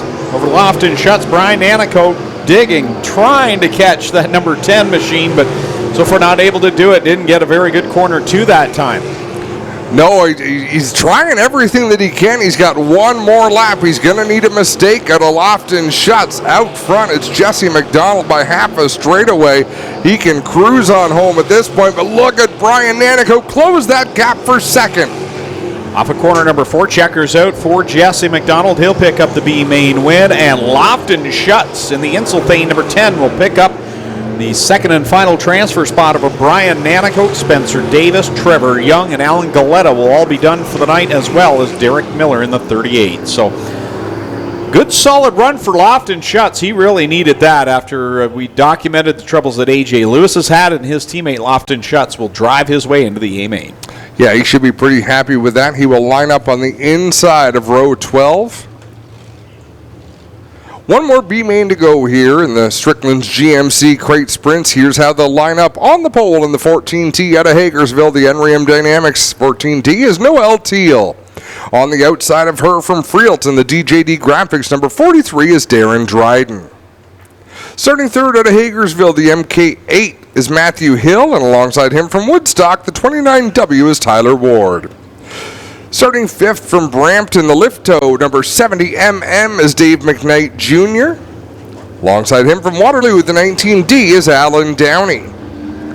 Starting seventh from Hagersville, the 49H is Jerry Hill, and rounding out the field is scheduled to be the Massage Pro 49L of Lucas Smith.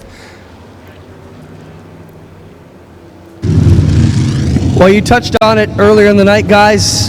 Jeff Smith, Lucas's dad, is our micro sprint tech director here on Thursday nights now. He told me they had some issues with the car, and then as you've seen the last couple weeks, Lucas has really picked up his game and been in Mr. Transmission victory lane in the top 3 the last 2 weeks. Also, his mom won on Rivals on opening cash night, so congrats, they were happy about that, and her picks helped them get that motor going. There you go. So Jason Dixon has been tagged to the end of this B main. Got a few folks watching on YouTube asking whether these are 360s, 410s. These cars right here are our crate motors, and then our top division here, 360 sprint cars.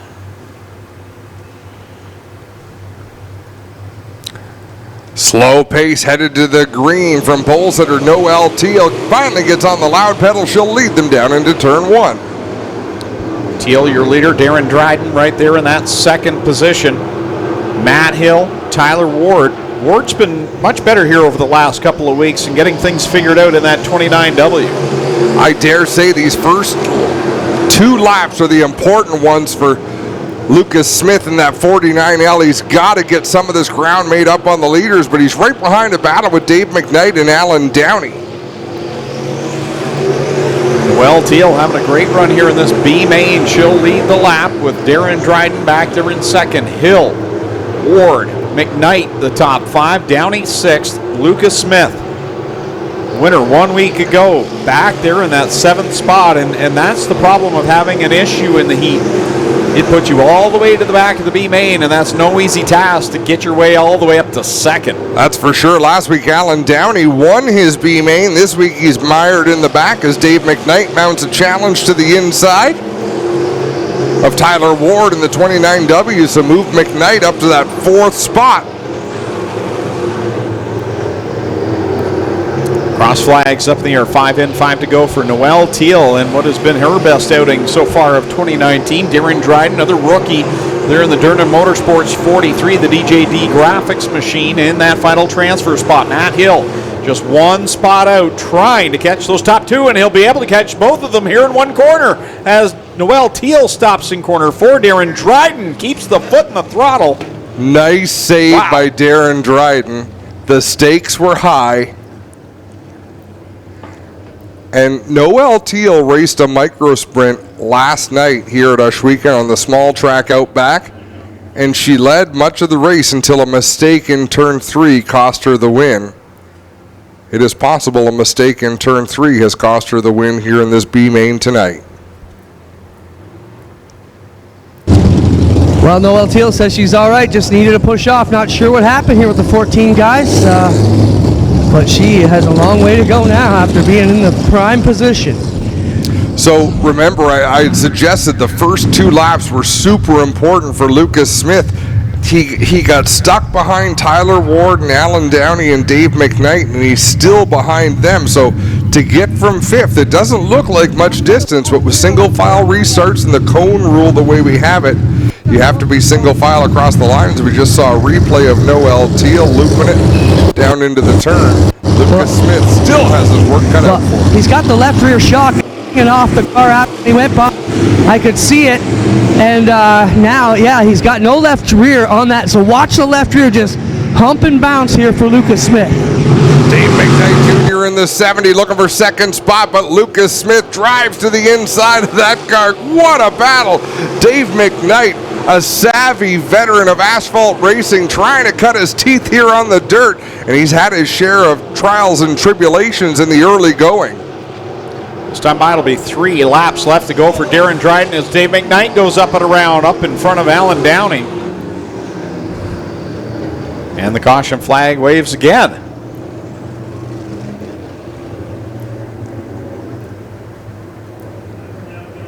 So the difference between you complimenting Jeremy May before his problems and me talking about Dave McKnight just before his is that I had said it had been trials and tribulations for Dave McKnight, and I think he tribulated in turn 3.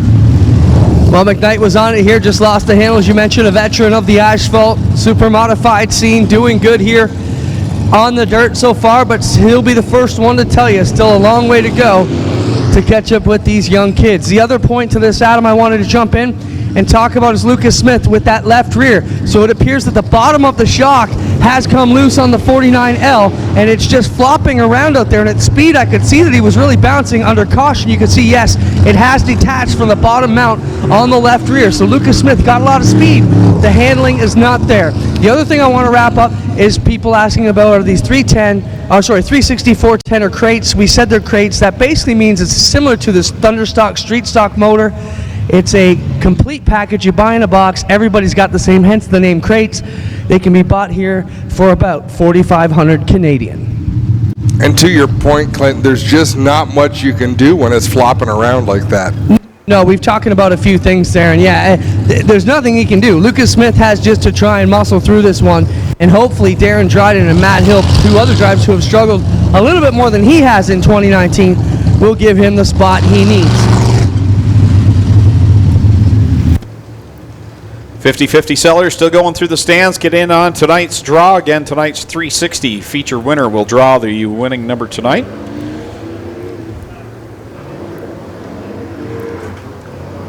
So I'm not sure why Dave McKnight was put ahead of Noel Teal and Jason Dixon there, but probably not an issue with such little racing left to come. Darren Dryden leads the way over Matthew Hill, Lucas Smith in that 49. Alan Downey in the 19, all of them looking for that top 2 finish. Back under power, here they go. Lucas Smith trying to manhandle this car to a transfer spot, and he does. Alan Downey goes high in corner 1. Can he keep? No, he can't keep the car going. We're going to go back to the caution flag, I believe, as we've also got Jason Dixon going to the pits. Oh, and we've got a crash in 3 and 4. That was Noel Teal and Dave McKnight. So the red flag will come out now as Dave McKnight over on his side.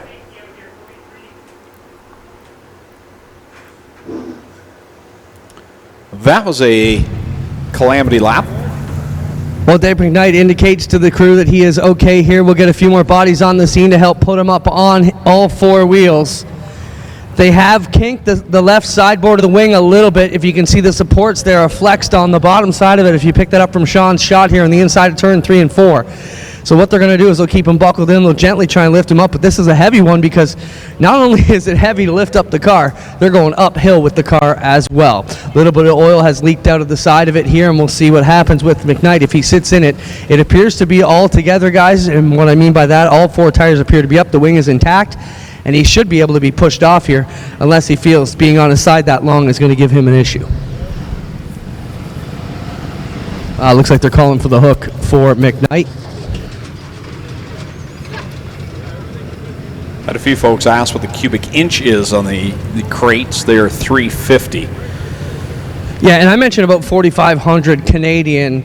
That's before we convert them for sprint car racing. You're looking, if you don't have anything to come from headers to carb and the whole engine package, you're right around 10,000 Canadian. So for our American viewers, it's about 7,000. That's like $20 with the exchange right now, isn't it? Give or take. So they're paying out U.S. funds for the summer nat. Are we being paid in the U.S. that night, Greg? No. Clint was quick. Didn't ask you. Well, if you and Greg want to pay each other American, that's great. Have at it. Oh, dear. Still waiting to see what they're going to do with Dave McKnight there, whether they're going to lift that car up or give it a push. Alan Downey, whatever the problem was on the 19, required a hook. Jason Dixon went off at the exact same time as everything happened down in 3 and 4. So a few cars having issues. Dave, you all right? What's going on up here? Just got lost the handle, got hit a rut. You know, I'm still learning, right? Are you having fun? I'm having a blast, and you know, we'll get it. I need more seat time, that's all.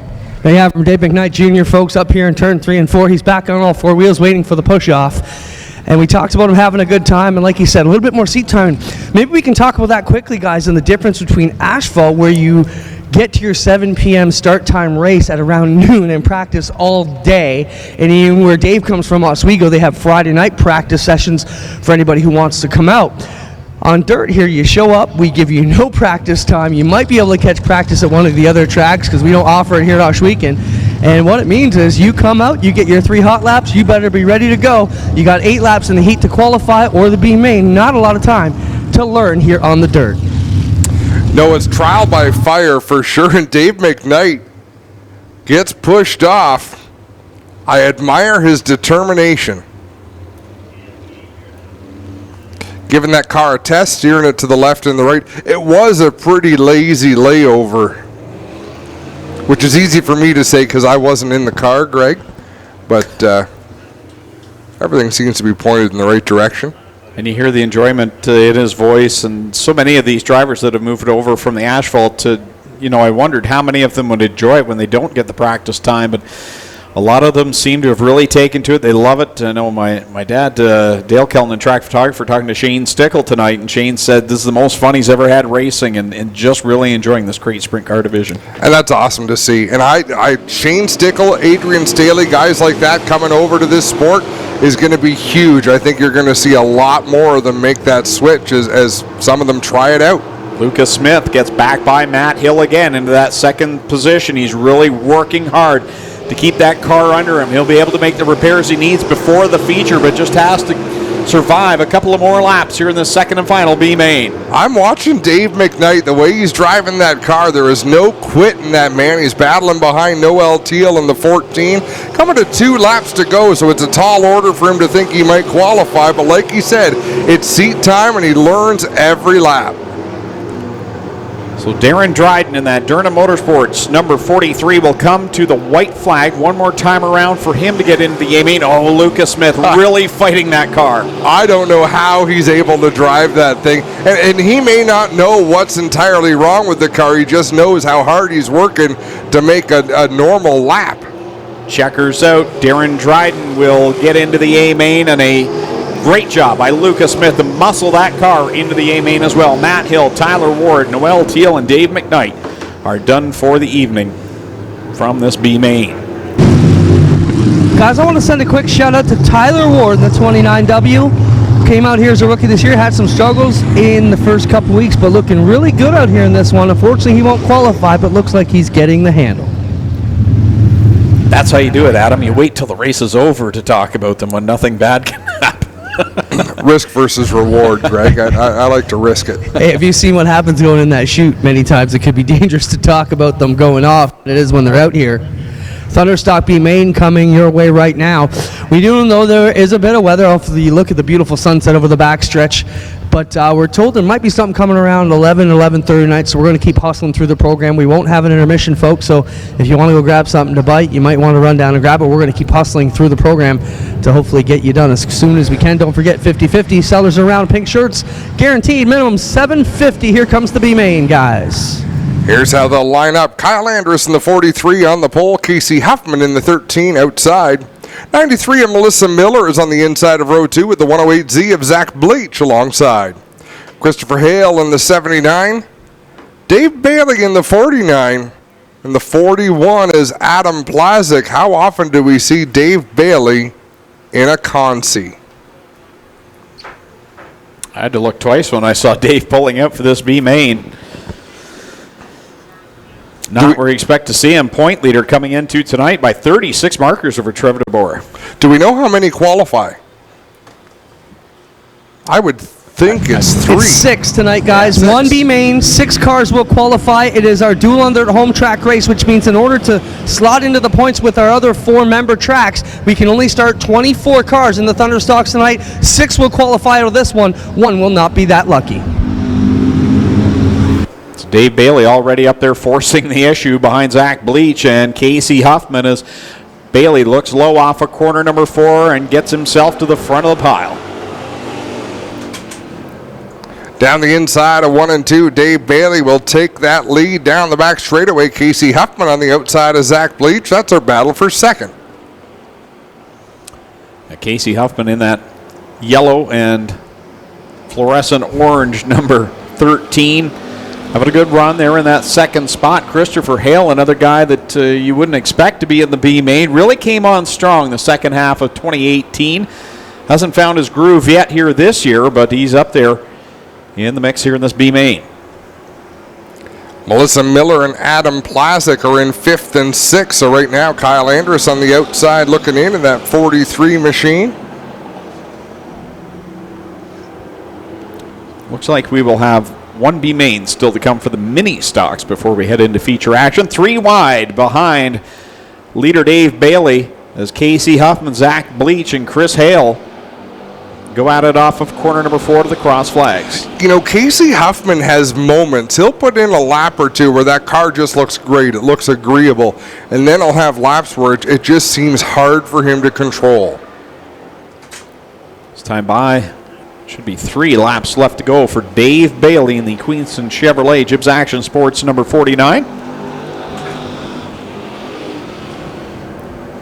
He and the family had some fun with us last week with the giant heads on sticks. Yes, giant heads on sticks. 2 laps left to go. I didn't realize we made it to Victory Lane last week. No, that's now my Facebook profile picture. Dave Bailey off of corner number 2. This time I will see the white flag and really made short work of this B main. Didn't want to be in it, I'm sure, but well, still, anybody on the racetrack has to get this lap completed because Kyle Andrus is back there outside of a transfer spot. So if any of these drivers have a problem on this final lap, it's going to cost them a starting spot in tonight's feature. Well, he had a cut tire in the qualifying heats, but he made short work of the B main and picks up the win. Dave Bailey will grab the victory and punch his ticket into the A main, as will Zach Bleach. Christopher Hale, Casey Huffman, Adam Plazik, and Melissa Miller will go to the A main, so Kyle Andrus will be done for the evening here as the Thunderstocks compete in the Insta Panels Duel on the Dirt home track race number 2 as Kyle Andrus ends the night with a right front flat. B main coming out for the HRW Automotive Mini Stocks. Cody Somerville will go from the pole in this one. He's from Caledonia. To his outside, the 16J, Jeremy May. Paul Longboat, who was light across the scales in his qualifying heat, will start 3rd. Mike Evers will go from 4th. Starting 5th, Andy Reichman in the 93 alongside Aiden Maynard in the 20A from Chatham. Aaron Decker aboard the 6 machine tonight. He's from Brantford. He'll go from the 7th starting spot. Brent Walker from Chatham in the 6W will go from 8th. Starting 9th from Brantford, Tom Cole in the 6R, and Jason Thompson from Dunnville drives the 16T. He will start in 8th. Wayne Dempster just asked the question, how come we have 358 dirt modifieds but no 358 sprint cars? And how come we have 360 sprint cars but no 360 dirt modifieds? Sorry, Wayne, I was told there would be no math. I have no idea. Somebody listening or watching the feed will have the answer to that, and they will chime in, and then I will read it and answer it as though I thought of the answer myself.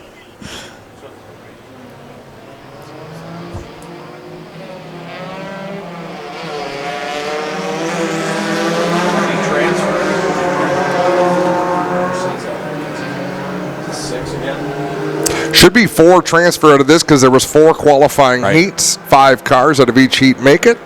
And if we're starting 24 cars, right after I said there's no math, you made me do math.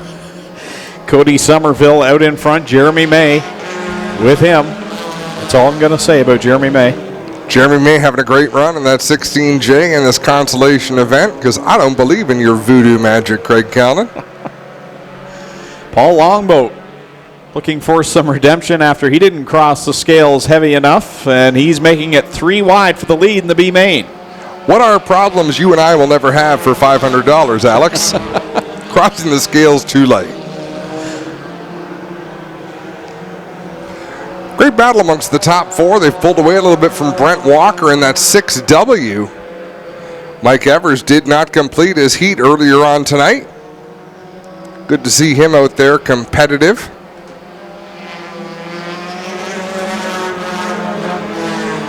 Halfway through this one for the HRW Automotive Mini Stocks. B Main up next. We will be ready to go, I believe, with the Crate Sprint Car feature event for 20 laps as Mike Evers challenges to the inside of Jeremy May for that second position. Evers driving off the bottom of the racetrack, coming off turn 4. He kicks that car plenty loose. That allows Jeremy May to pull ahead again in that 16J, but still they're side by side. Walker is closed in on Somerville. That's an important position out there, and it looks like Mike Evers might be having some problems in that 265. Oh yeah, he lost a right front wheel as it hits the hay bales hard. He It just came right off the rim. It did come off the rim. Oh, it's the right rear. I think it might have improved the handling on that 6. Now he's checking up in 1 and 2.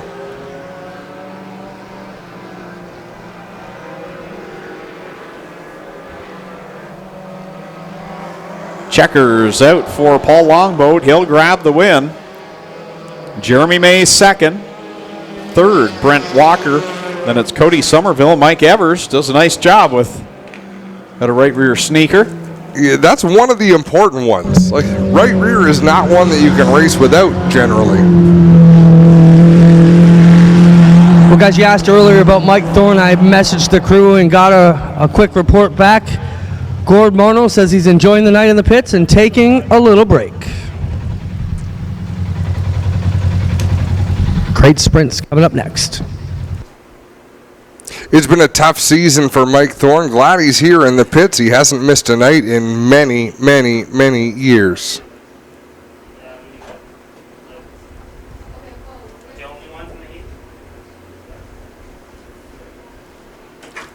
All right, we have some draws to announce here as we get ready for the Strickland Brantford Chevrolet Crate Sprint Car main event. We have our fan appreciation draw, so get your tickets out that you received on your way into the Speedway tonight. We also have our program prize draw. The number will be on the front cover of your program. We'll do the program prize draw first. If you have any of these numbers, you'll need to make your way down to the base of the flag stand. I believe our program sellers are on their way here. So you'll be able to collect your prize down at the base of the flag stand. Program number 109, that is good for a $50 gift certificate courtesy of Grand River Dinner Cruises. 109. 2 free passes to the Speedway to 155. 155. 1 hat courtesy of Caledonia Auto Supply to 163. 163. A hat courtesy of Queenston Chevrolet to 140. 140. A free large 3-item pizza courtesy of Wiggy's Pizza in Caledonia to 137. 137. And a free pita courtesy of the Pita Pit in Caledonia to 121. 121. If you have any of those programs numbers, please make your way to the base of the flag stand to claim your prize. Again, I'll read off those program numbers one more time. Number 109. 109. Number 155. 155. Number 163. 163. Number 140. 140.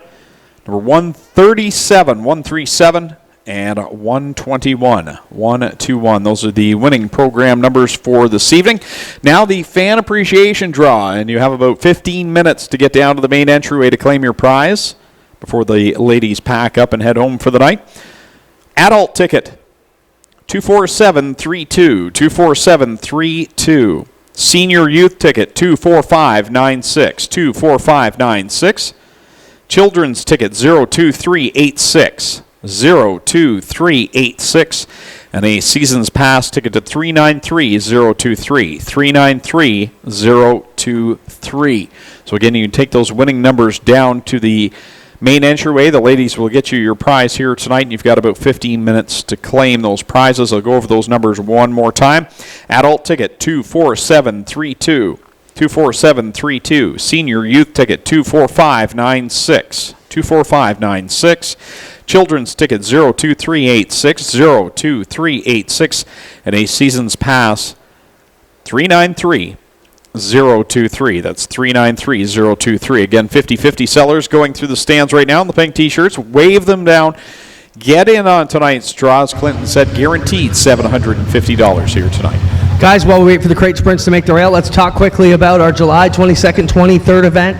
Christopher Bell, Tony Stewart, and Rico Abro here to race 360s for 2 nights, our biggest event of the year before the Canadian Sprint Car Nationals rolls up in September. Lots of tickets available.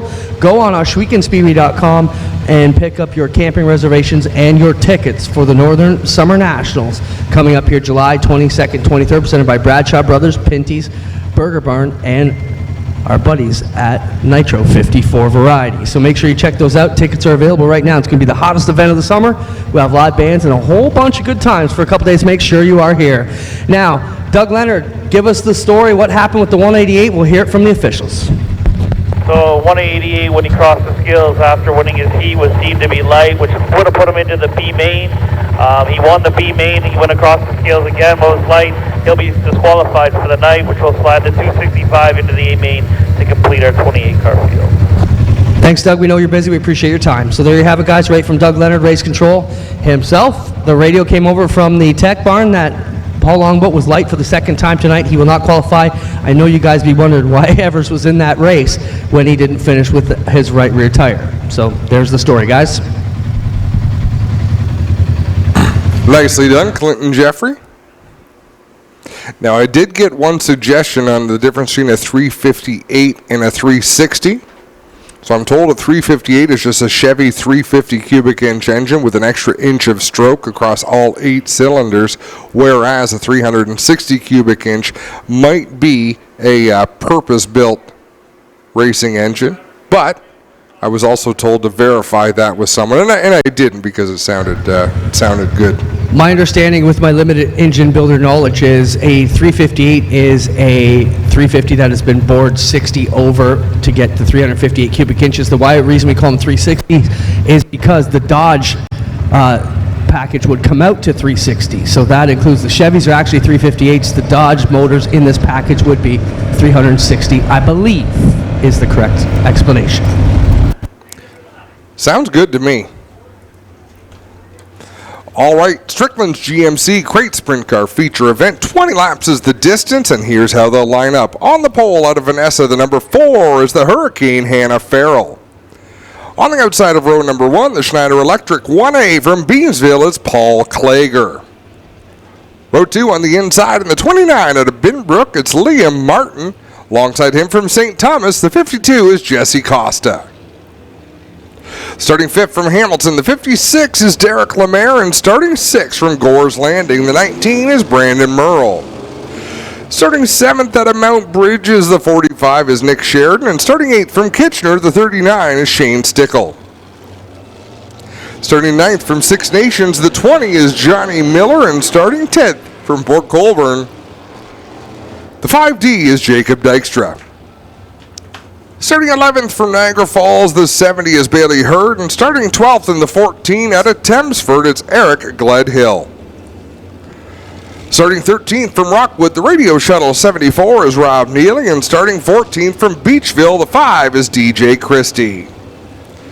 Starting 15th from Font Hill, the 08 is Stephen Beckett, and starting 16th from Kitchener, the 2 is Travis Hofstetter. Starting 17th from Welland, the 3B is Blaine Barrow, and alongside him from Ohsweken, the 69 is Josh Hill.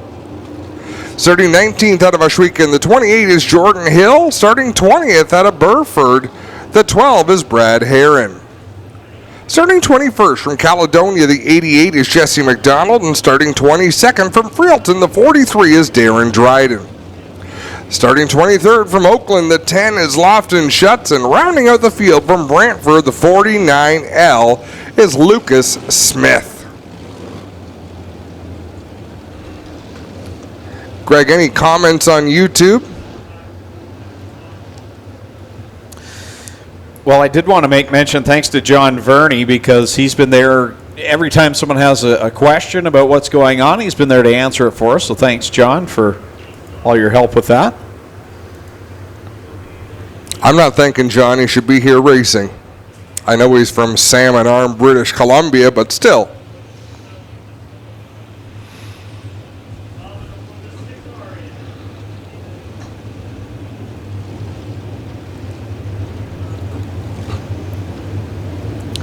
First feature of the night following this one, the Thunder Stocks. That will be followed by the 360 Sprint Cars, and we'll conclude tonight with our Mini Stock division.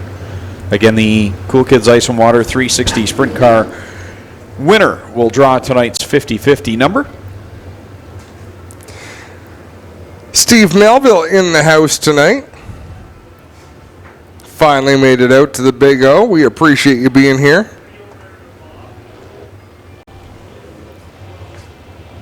The field taking shape. Enough so that Kyle McKenzie waves the white flag. One more lap to go. We're going to set him loose out of turn 4. Hannah Farrell, that Oakwood Transportation. Lucas Oil number 4 on the pole. And the Schneider Electric Lucas Oil 1A of Paul Klager alongside. And you can almost guarantee it week in and week out, but the Jordan Hill number 28 has the flattest wing on the racetrack. Yeah, I noticed that again tonight in the qualifying heats, and it works for him. He's got a feature win this year and knows how to drive that Club 54, number 28. Be a big night for him to get a win on his sponsors night here at the Speedway. Club 54 Racing. I want to thank them again as we get ready for the first feature of the night. Double greens in the air for the first time.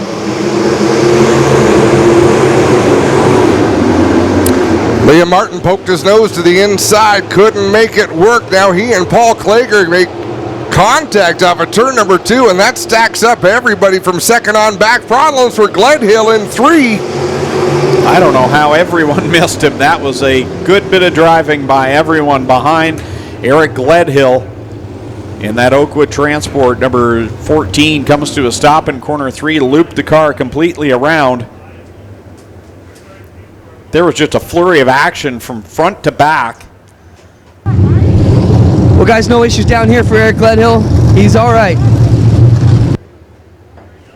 So a couple of questions that we're fielding. One, Corey Treese, if you're coming from the States, there's great camping here at the racetrack. But if not, Greg, you're a resident camper. Where's a good place? Where's a good campground around here? I believe there's a good one just down the road here from the Speedway that's right along the Grand River as well, that's open through the summer and open for campers. But definitely, why not come here to the track and just enjoy the atmosphere? That's the best deal. Yeah, live right here at the Speedway with us for a couple of days, and you're right, Chiefswood Park down at the corner of 54 and Chiefswood. But we'd love to have you here at the Speedway. Log on to our website and get a campsite. We'd love to have you here with us for 2 days. Also a question of why there's no scoreboard tonight. We are having problems with the transponder loop, so we're scoring these races the old school way. We're using transponders, but we're also using backup from Kim Banyard, who is manually scoring these races. So the trouble is, if a car goes by too far to the inside on the front stretch, they don't show up on the scoreboard, and that's just going to confuse everybody, Greg. Yeah, it was a problem we noticed during track packing when we had the cars down low. So it is showing up on the broadcast, but for those here, we want to make sure we got it right. So it is unofficial on the broadcast. Here we go. Trying all over again, green flag out, complete restart as the Hurricane, Hannah Farrell, leads the pack down through 1 and 2, side by side behind her. Wow, did they fan out through 1 and 2, had to funnel down again into 3 and 4. Brandon Merle 360 Wow. keeps on going, nobody collected. Little hip check there on Travis Hofstetter that he placed on Shane Stickle, and they keep going as well. What a great bit of driving by everyone so far. Little bit of a bobble in 1 and 2, just a couple of ripples going into the turn that seems to be upsetting these cars. At the front, Paul Klager out in front being chased by Hannah Farrell. And Klager, Farrell, and Costa right now, the top 3 in this one, with Liam Martin and Derek Lemaire 4th and 5th. And oh, Lemaire got down into Johnny Miller, who then gets hit on the top wing there. Awkward contact between Jacob Dykstra and the 5D. who is driving down the front stretch through 1 and 2 under red, which seems curious to me. We'll see what Doug Leonard has to say about that as he's headed back to the pits. Well, Kyle McKenzie was seemingly, I don't know if he was directing him to keep going, to head to the pit area or not, but Not sure. so that may have been okay for him to do that. But, man, that was some contact down in corner 4. Clinton Jeffries right on the scene.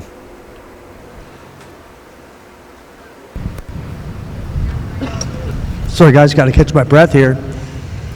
The extinguisher choking us out here. Johnny Miller's all right, appears to be in the car. Smiling anyways, telling his mom, Chris, he's okay. This car is not. It is mangled over here, as you can imagine. Johnny Miller, one of our young rookies, been doing good. Tonight, he got his initiation of sprint cars. He made a good aggressive move to the bottom of the racetrack, and I don't know if the car on the outside of him came down or if he couldn't hold it down and slid up a little bit, but that's how the contact began. He's out of the car, folks. How about a big round of applause for Johnny Miller, driver of the Ohsweken Speedway, number 20. Well, Johnny, you're officially a big-time sprint car driver now. You've been on your roof. Mom's watching back in the sign-in booth. How you feeling? I'm good. Just the car's not. No, the car's not. But talk about your season quickly here. You've been having a pretty good run just to get going. Are you happy with your season so far other than tonight? Yeah, I'm pretty happy with it, but not tonight because we can see it. There's Johnny Miller, ladies and gentlemen.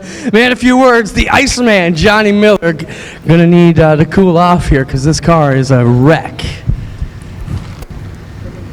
Well, everything on the car did its job, Clinton. When you get hit on the roll cage, wow, what a shot. What a replay we're seeing here. Outstanding. Jacob Dykstra drove right under him. Folks, if you don't have your smartphones open, you should. That's one of the coolest vantage points I've seen. Robert, if you can show that again, just show exactly what you just did over again. I'm not sure if you can or not. From the infield, Hopped up over the left rear tire of Derek Lemaire, and then Jacob Dykstra didn't hit him where I thought he did it. Like you said, he was kind of scooting underneath. yeah, and I mean, that was mutual.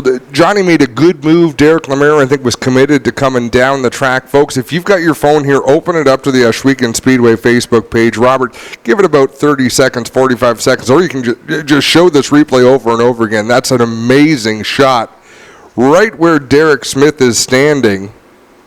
That's Sean Robertson, our cameraman down in the infield. Great job catching that. As get some great camera work here by Sean down trackside. Greg Boydell over there in the corner 2 perch, and Dave Steyer's up on the roof here catching all the action. How do you think that sounded to Derek Lemaire? Because I think that right rear went right by his left arm. He didn't flinch. Watch him. So they're coming by crashing right there where Derek Smith. He is still pointed to turn 3 shooting. I was talking about Derek Lemaire in the driver's cockpit because that right rear tire went right by where his left hand is essentially steering that car. But yeah, Derek Smith, well, he's the Iceman as well. Unflappable. And Hilly saying, oh, dang, hope Johnny is all right. Johnny just chatted with Clinton. He seems to be A-OK. Great safety features in these race cars. All of the bars that are there to protect these drivers doing their job. Where did Derek Lemaire roll to? So did we ever get... Clinton, do you have the officials' radio when they're shouting instructions? Jacob Dykstra went from turn 4 all the way to the pits. And Clint's probably busy doing 10 other things. I can find out about that. Give me a second. I'll get right back to you. Just seemed curious to me.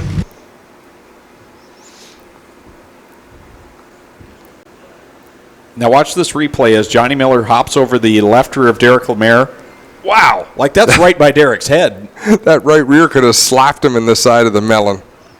And they raised the weight limit of this class over the offseason to allow for more safety bars that they recommended teams to install.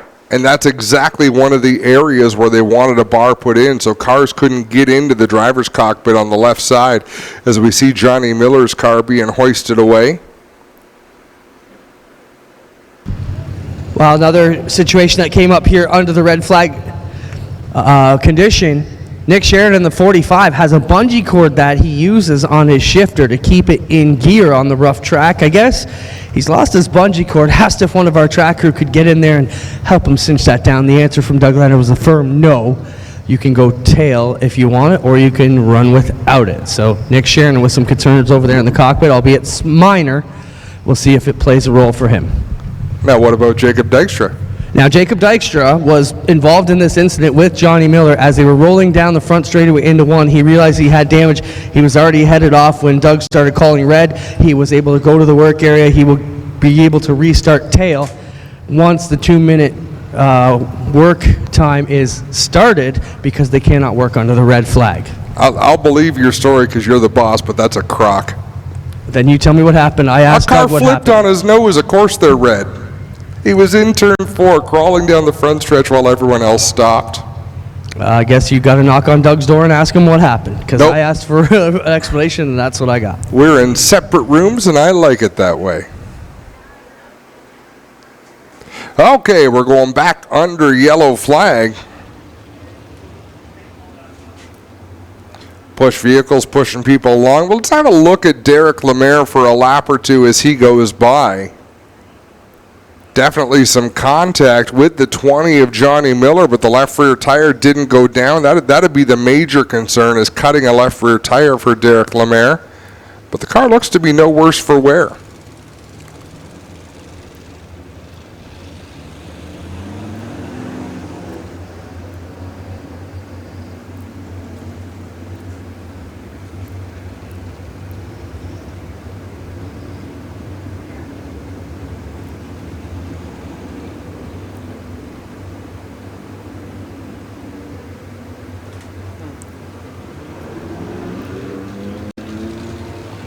All the cars being pushed off seem to be coming up to speed.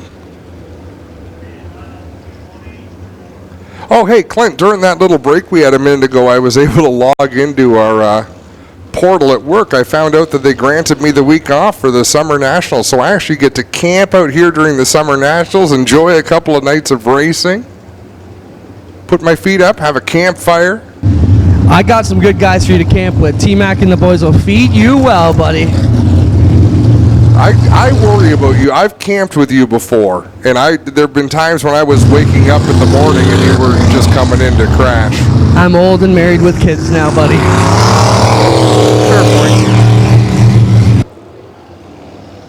So Jacob Dykstra back on track. No nose wing on that 5D.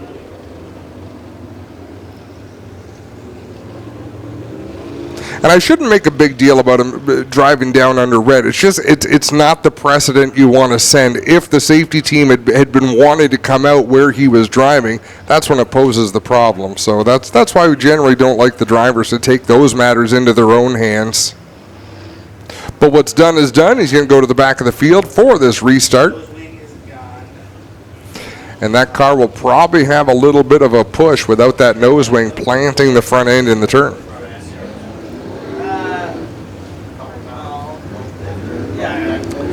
So the number that cut him off, the 56 of Derek Lemaire, was on the outside of the 20 of Johnny Miller. Miller made that move to the bottom as Lemaire was starting to arc his car and cut it down to the inside.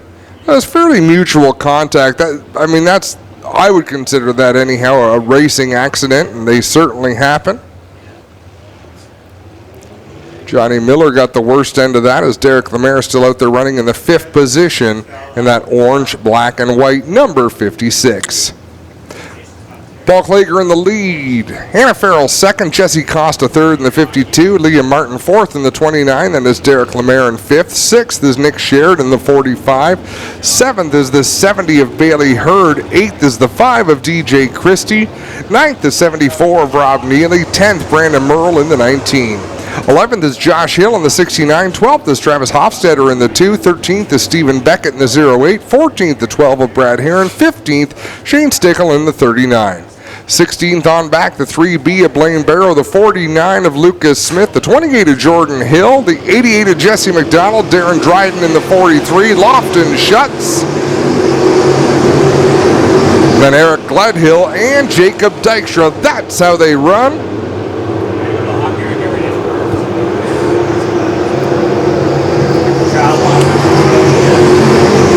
Jack Lemaire's car looks no worse for wear as we take this restart. He is mixing it up there in the top 5. Lucas Smith on the charge from the back of the field in that 49L. Looking for racing room, battling with Jesse McDonald right behind Shane Stickle in the 39 and the 3B of Blaine Barrow.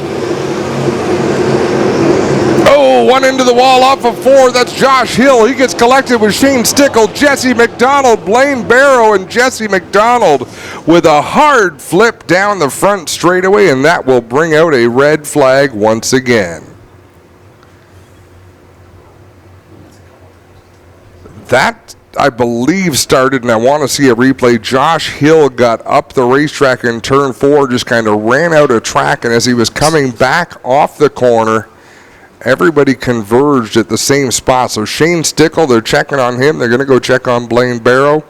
Did not like the way Jesse McDonald's car landed hard on the back end, but I believe he's out of the car already. Clinton Jeffrey on the scene surveying things.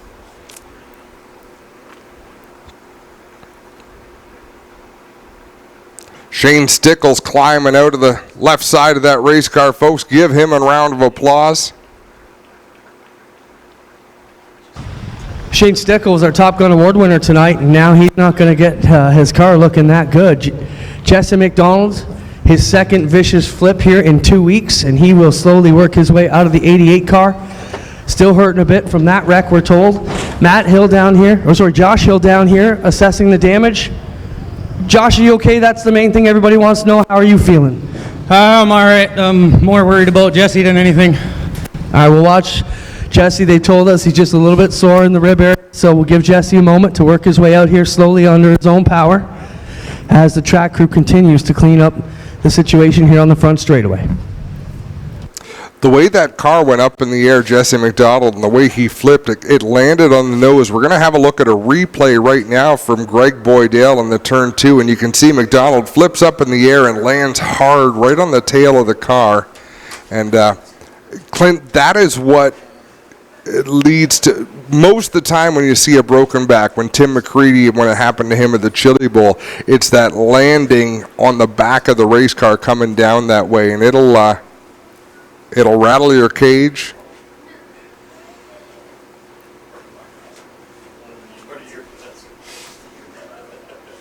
So Shane Stickle's number 39 being put back on his wheels. I believe they're going to load him onto the flat deck.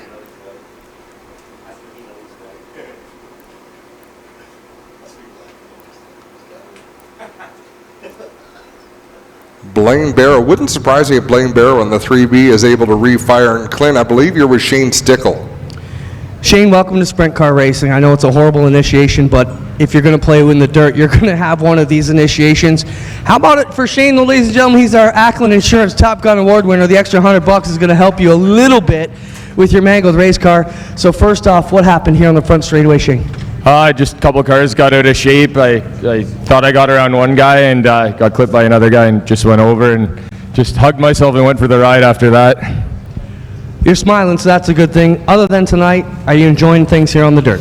I'm having a blast. I come from a long couple of years of asphalt racing, and I'm loving every minute of this. Hopefully we got this out of the way and we'll come back stronger in a couple of weeks.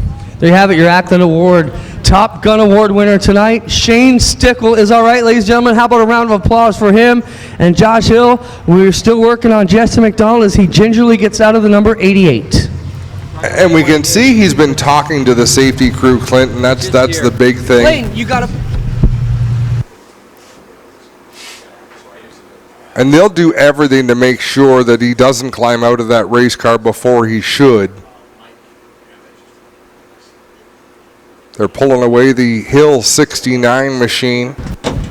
Well, Jesse's out of the car, sitting on the tire here, taking his helmet off, which is a great sign, ladies and gentlemen. Still obviously a bit sore. And we'll let Jesse catch his breath, but this car is destroyed.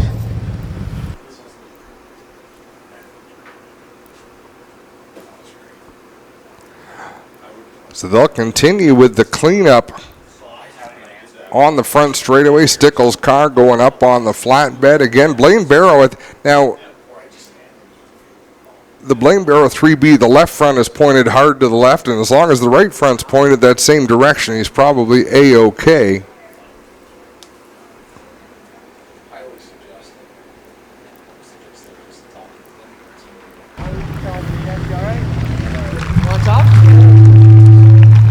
Well, Jesse, I wasn't going to bug you to talk, but you said you're all right.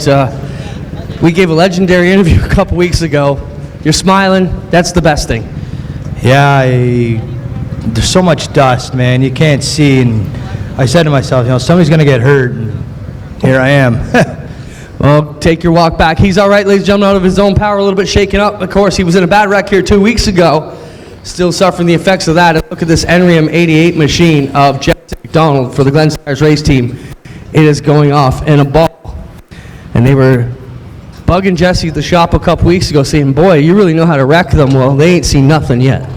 Yeah, that's a mangled race car. And again, it's circumstances. And I certainly won't say Jesse is wrong, but Clint, we've seen dust is really not a terrible issue here tonight. I think the big issue is a car not quite up to speed. I mean, Josh Hill had to chase that car off of turn 4 and regain control. So the big issue is 4 cars converging in a space where only 2 cars would fit. And they go for a big old tumble.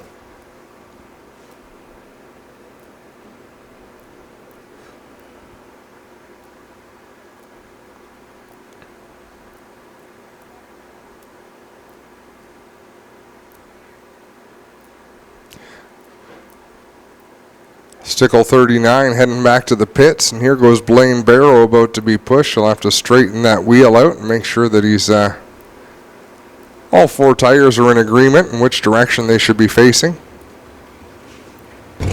Well, Adam, this will be my Case IH track report right here on the front straightaway. I don't know if you guys probably can't see it, but you can see this right rear has dug deep here into the mud and caused quite a crater on one of these cars. Likely Jesse or Josh caused that.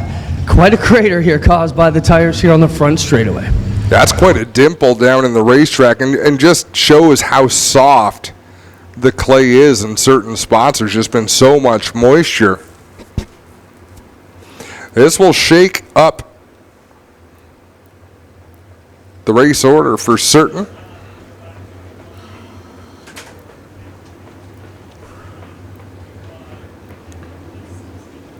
Yeah, another comment about the place being too dusty, Greg, but I don't see it. I mean, if you think it's too dusty, I think you haven't been to many dirt tracks.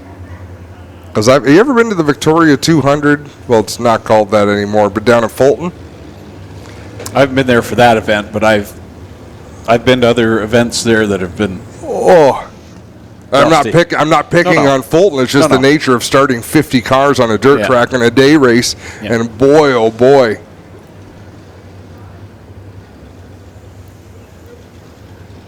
But part of what makes sprint car racing so exciting on dirt is the fact that you're racing against other drivers and other machines. You're also racing against the conditions.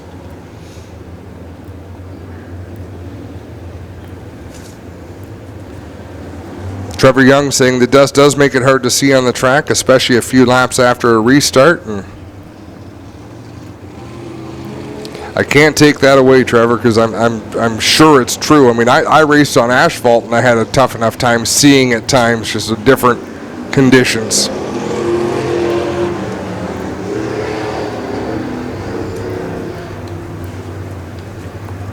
I love that people do comment and come in and get involved on often on dumb things that I say, but it creates that engagement. What? Say what? Sexy girl full here says something unintelligible on YouTube. Yes. We have bots on our YouTube feed. That must mean that we have decent numbers. Nearly 400 viewing on the YouTube stream right now. Is that right? Over 300 viewing on Facebook. So more people watch on YouTube than on Facebook, eh? Probably because they don't have to put up with us reading their comments. We've ruined their night. Edward Wade, are they all okay? They all came out of the cars under their own power and walked away, jumped in the truck. I've always hated saying people are okay because that's different for all of them, but they walked away under their own power, and they're going to go back to the pits and rethink things, and hopefully they are okay. All right, ready to get back to racing action with Paul Clager leading the way. Wasn't in the A main a week ago. Now he's leading it. Pretty amazing for Clager out in front. A good restart for Jesse Costa in the 52. Goes to the outside in 1 and 2. The inside in 3 and 4. Nice crossover move by Hannah Farrell. She loses the spot, takes it right back. Jesse Costa up there in that third position. Had a good podium finish a week ago. He's on track for another solid season after a injured back ended his championship hopes in 2018. Amazing to see some of the ripples develop on this racetrack almost out of nowhere. We see a couple of cars bouncing down through turn 1. Gledhill goes around in the 14, gets poked by the 43 of Darren Dryden to finish that spin. Those bounces are so aggressive down in 1 and 2, it makes me wonder why the heck they're still running down there. Flat left rear tire on Gledhill's 14. So Brian Helwell, we'll see if we can get you another replay. We only caught the tail end of that accident, but Robert, if you can show that shot from Greg Boydell's camera, that crash on the front stretch again, feel free to do that.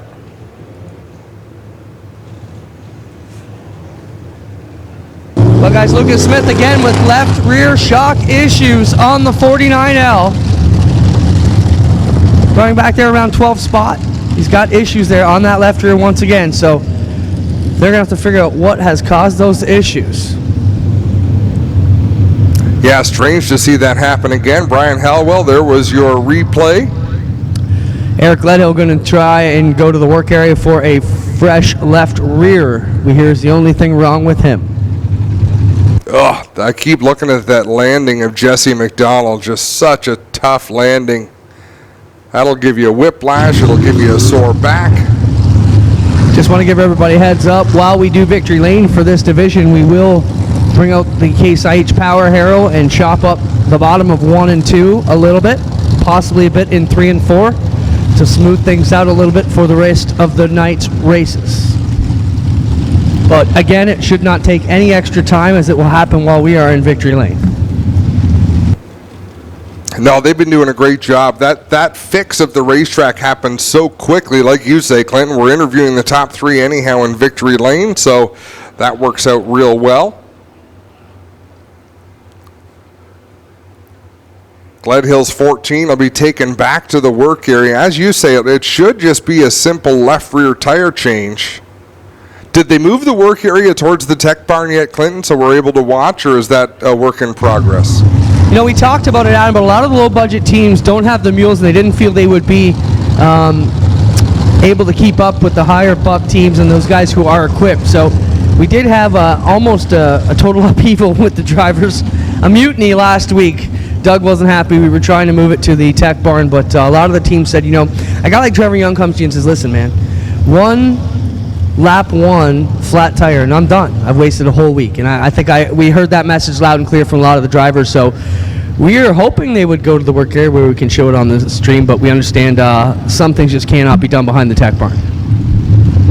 No, very true, and good to see Jay Mallory commenting on the Facebook and saying, yeah, definitely a hard landing, and Jay has raced everywhere in lots of conditions, and of course he's certainly been through some dust bowls before. Some nights are dustier than others, but by and large the conditions here are pretty good. Hey, Jeffrey Flaro's here tonight, Clint.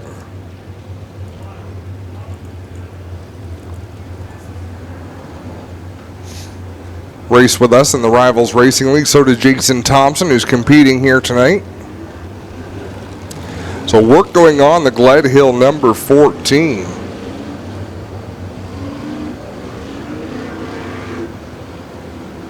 Do you remember the original sprint car game they had for PC? I think it was Rat Bag Racing came out with dirt sprint cars. Yep.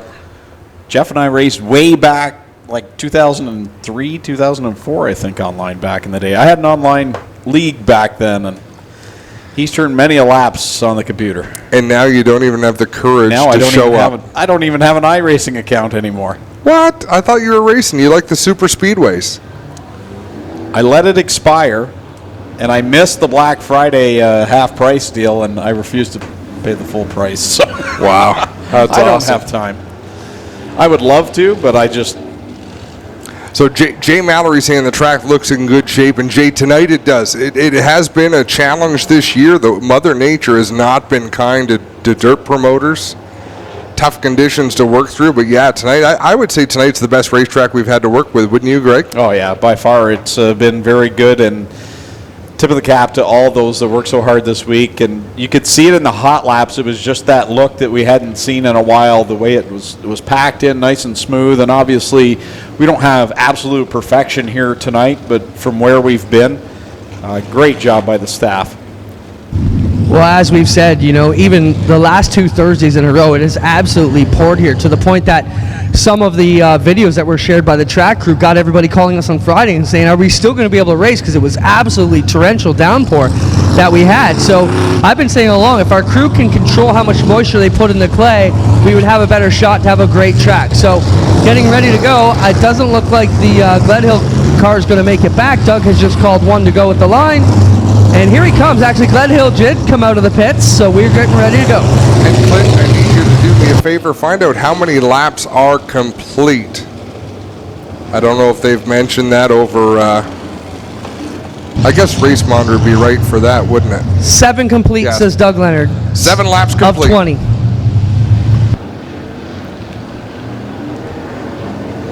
Or you just look at the top right-hand corner of the monitor. Nick Massey, I prefer when you're here racing because you can't be throwing jabs at my iRacing skills. My son's a good dirt racer, though. Back to the green flag. Clagger, Farrell, and Costa will lead them down into the corner. Oh, they got Why did they all run the bottom? It's like a roller coaster down there. We've watched lap after lap. They keep going back to it, and the cars bounce all over the place. Side by side for second. Costa will shoot to the outside of the Hurricane. Hannah Farrell takes second away. Again, they continue to go down in the bumps in corners 1 and 2 as DJ Christie a little slow off of 2 that time. Yeah, Christie lost a little bit of momentum. That allowed Rob Neely to close in that 74. Bailey Hurd right behind him, so they're all taking turns getting runs. But how about Paul Clager out in front by 10 car lengths or more over Jesse Costa as they reach the halfway point, 10 laps down, 10 laps remaining.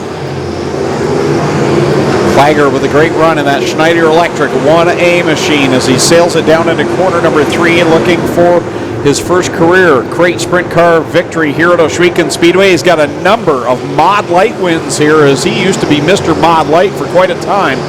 And he's out in front over Jesse Costa. He was a great Mod Light racer all over North America, always competitive wherever he went. Taking him a little bit of time to get settled into this crate sprint car, but he's looking good this season. He's had some good runs. Did not qualify last week. And boy, oh boy, is he looking to make up for that tonight. His laps click away. How about Hannah Farrell in the 3rd spot? She's having a great battle with Nick Sheridan in the 45. 7 laps to go for Paul Clager, the Beamsville Bullet, catching the tail end of the field as he begins to set his sights on Lofton Schutz to put him a lap down. Jesse Costa there in 2nd, really not gaining a whole lot of ground. Then it's Nick Sheridan 3rd, and right now Hannah Farrell 4th and Liam Martin in the top 5. Jesse Costa just about missed turn 3 the last time. Was way up the racetrack. Kept it on the track, which was a good thing for him, and he's able to regroup and try to mount a challenge. But Paul Clager now more than half a straightaway lead. Kyle McKenzie showing the field. It's 5 laps left to go as leader Paul Clager, twitched the car sideways in 3. Gathers it back up, trying to get by the lap car of Eric Gledhill. He'll go into the corner. He's been running that line every lap through 1 and 2. He's able to get a decent drive off the turn on the inside, closing in again on Gledhill. He'll lose a bit of ground going into 3 and 4, gather it back in. So Jesse Costa is slowly closing the gap, but he is running out of laps. Whoa, one goes up in smoke. That is Lofton Schutz in turn 2. Right in front of Jesse Costa, and that puts him Back to third. behind Nick Sheridan, and Liam Martin nearly scooted by him. Well, Liam Martin is now in that battle with Jesse Costa, and that's just bad luck for Costa having to roll out of the throttle. 2 laps to go. Liam Martin with the nose wing collapsed on his car, but he stays up there running in that third spot. White flag coming out for Paul Clager in the Schneider Electric 1A. He is the all-time winningest Mod Light driver here at Ohsweken Speedway with 9 victories. He's about to notch his very first crate sprint car win. Off of corner 4 he comes. Checkers come out. Paul Clager, the Beamsville Bullet, will shoot into Mr. Transmission victory lane. Nick Sheridan going to roll home second in the 45. Rounding out the podium is Liam Martin in the 29. That was a tough one to get through.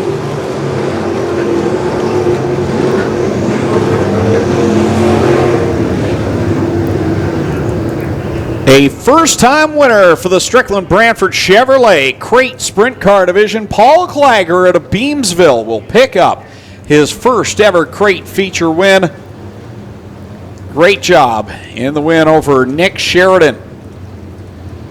The youngster, again, another solid performance for him. And just taking a quick look, Paul Clager came into tonight 6th place in points. And he's going to gain some ground on Lucas Smith, who had some struggles. He was the point leader coming into tonight, so everything's going to tighten back up again here for the Crate Sprint Car Division as the top 3 will head over the scales over in the barn before they head to Mr. Transmission victory lane. And a point of clarification, Nick Mazzy said, no, I meant Greg wouldn't stand a chance against you at iRacing, so I take it all back, Nick Mazzy. You comment away, my friend. I was confused about that. I thought that was a shot at me, and it wasn't really a shot because he's right. I wouldn't stand a chance. Don't get me wrong. I love iRacing. I have 0 free time. I understand. The off season, that's what iRacing is for. It's the 4 little ones at home, of which tonight was the first time all 4 of my kids were at the track tonight, helping out Grandma down in the photography booth. That's awesome. Middleport Mechanical Thunderstocks up next. Then it'll be the 360 sprints, and we'll conclude tonight with the mini stock division. Just waiting for all the cars to cross the scale, and then we will head down to Mr. Transmission victory lane here on Club 54 Racing Night.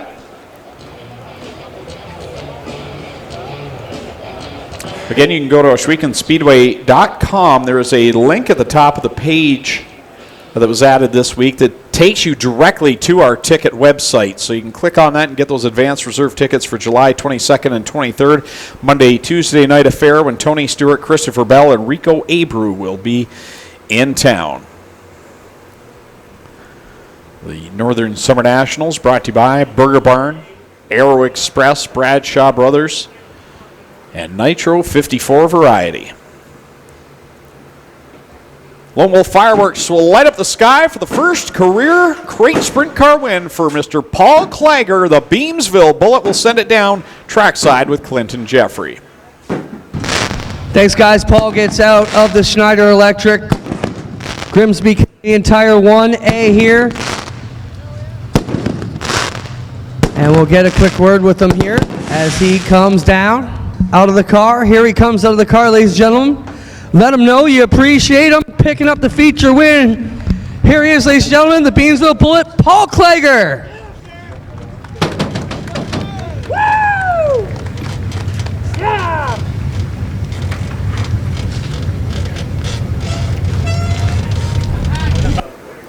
Safety first, Paul Clager celebrating with his helmet on. Come on, Paul, get that helmet off. Let's talk to you. The crew guy, you say that wrong. No. The crew guy said, "Are you sure you want his helmet off?"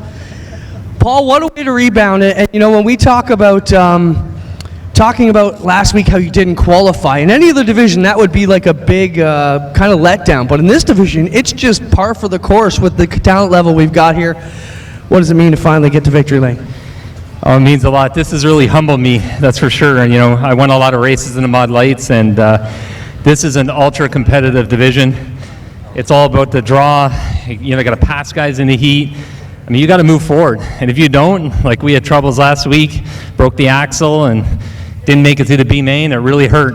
But the team regrouped, we got our back together, and the thing felt great today. You look good, Paul. Talk about like all the racing you've done over the years. These guys were talking about. You actually started mini stock here many years ago. These guys probably don't know that. Yeah, it's true. I run Friday nights here with my mini stock, and it was a blast. It was a lot of fun. We did the Leonard Memorial, right, and all that stuff too. It was a blast, right? All them races in mini stock, and then to the Mod Light, and now into sprint cars. And I love these things. These are a blast. Congrats, Paul. You're a Crate Sprint Car feature winner. Yeah, I need to thank my sponsors, Schneider Electric. I've got a whole whack on here. Janie Recovery, my teammate Josh, my girlfriend Ingrid, who puts up a lot of long hours in the shop and probably doesn't get the attention she deserves. But I can't thank Lucas Oil, Philbrook Farm and Garden, Canadian Tire Grimsby, and all my great sponsors. Thanks, Paul. Back to you guys. We'll get over here with second and third. Good to see Paul Klager in victory lane. Just a really well-liked guy in the pit area. And, man, I know it had to be hard when you win that much as you do in the Mod Lights, and then to get that first Crate Sprint Car win. It's a big monkey off the back, I'm sure, and relief.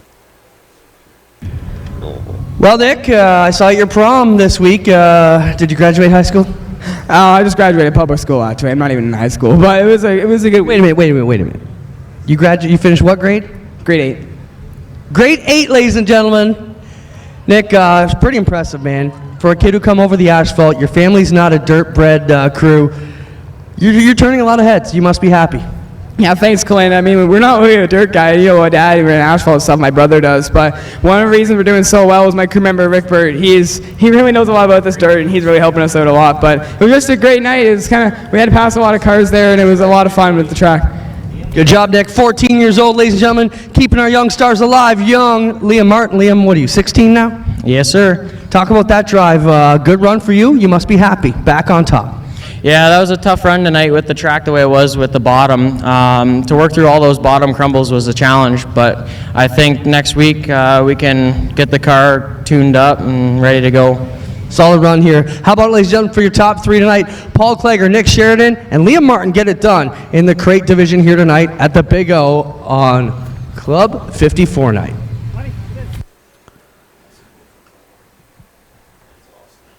It's Paul Klager, big win. Nick Sheridan coming home in the second spot. Liam Martin, third. Grade 8 graduate coming home in second. It's hard to fathom that in these sprint cars. Grade 8, that was the best 4 years of your life, wasn't it, Adam? I enjoyed them. Enjoyed them very much. How long ago did you think of that, Greg? How long? I thought you were starting into song. I'm skipping a little bit. I thought you were ordering takeout for a second there. That was Adam Ross, Techno Mix.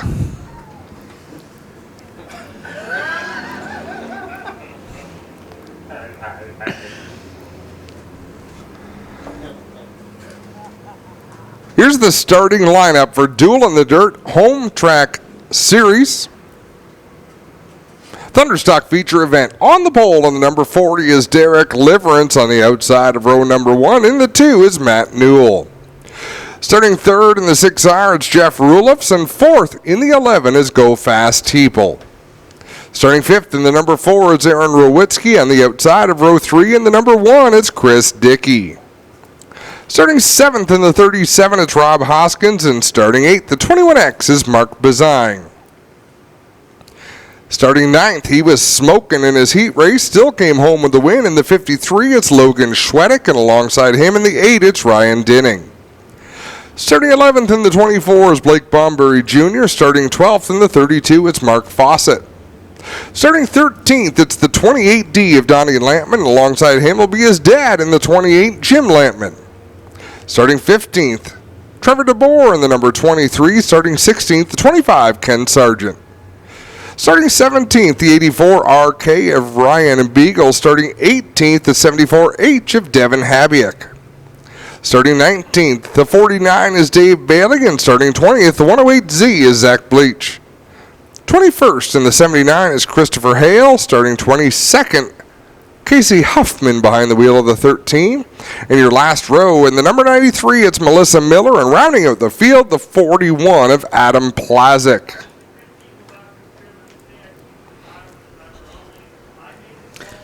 Had some folks asking online about Tony, Rico, and Christopher Cumming. Whose cars will they be driving? Tony and Rico will be in their own equipment. As for Christopher Bell, I'm not 100% sure. I believe he'll be in the Hills Racing Team equipment. He's raced with them before. Maybe someone from the team can confirm that, but I believe he'll be driving for Miles Hills and team.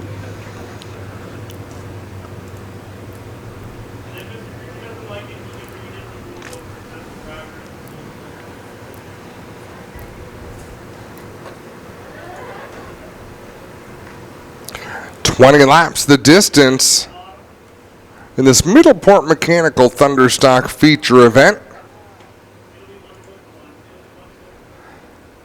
Kyle McKenzie with the white flag in the air says, one more lap, we will set you loose off of turn number 4 next time. By Derek Liverance in the green, number 40 on the inside. Go Fast Teeple in the 11 on the outside.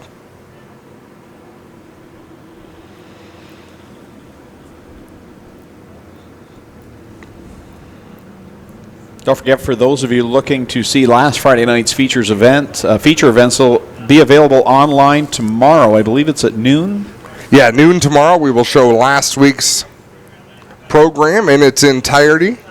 I believe they show it in its entirety, or did they just show from 9 o'clock on?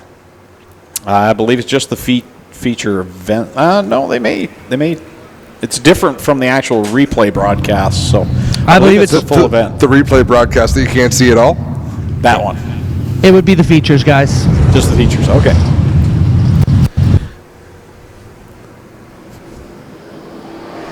Greens in the air for the Middleport Mechanical Thunderstocks. They're already 4 wide, heading down to corner number 1. Things look a little smoother down through turn number 1 with that bit of work that was done on the racetrack. 4 wide, 2 rows deep down the back straightaway. Blake Bonbury is the one car that I know as I'm getting the heck out of here. He bites the brakes down into 3, regroups to mount a charge again. Aaron Rowitsky gathering up the number 4 machine as he got all sideways down on the front stretch. Great racing action all through the pack, and getting a look there from the corner 2 perch. You can just see it. 2, 3, 4 wide racing all over as Blake Bonbury has problems in 3. I believe he's got a flat right front tire on the 24 machine, and he's going to get a yellow because we've got a hood of a race car on the front straightaway. Aaron Rowitsky with a flat right rear in that 4 car. Yellow flag is out. The door completely gone on the side of Aaron Rowitsky's number 4 machine.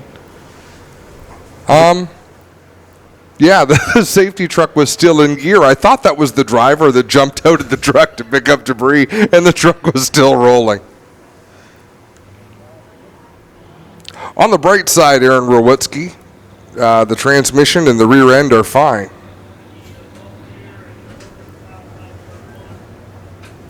That'll buff right out. Remember the cartoons?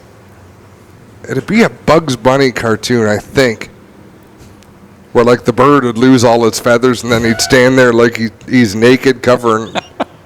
Aaron Rowitsky's car reminds me of that cartoon. Cover up the naughty bits. I keep my feathers numbered for just such an emergency. You got it. There you go. Foghorn Leghorn. Thank you for rescuing me. I'm never going to look at Aaron Rowitsky the same again.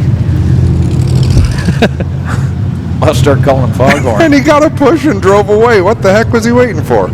See, we thought that you guys got a little punchy after things got too far past 10 o'clock, but I think it's after about like 3-4 red flags that starts to set in on you guys. Last couple of weeks, it's been after about 7. Yeah. Just Greg and I being this close to each other physically, it sets me off a little bit.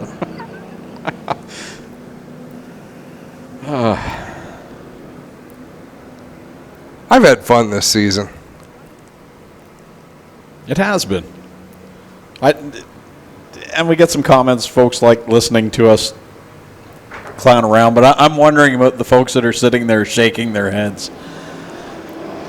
And that's white flag flies out of turn number 4, and they're off. We'll see if Doug Leonard puts them all to the tail. Well, that's the most exciting white flag I've seen in a while.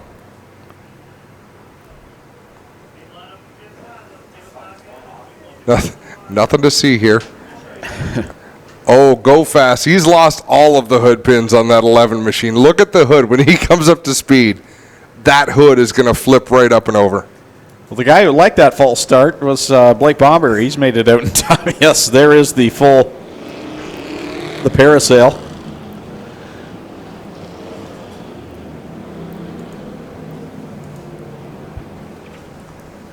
I'm impressed. Yeah, Go Fast headed off to the pits in that number 11 machine.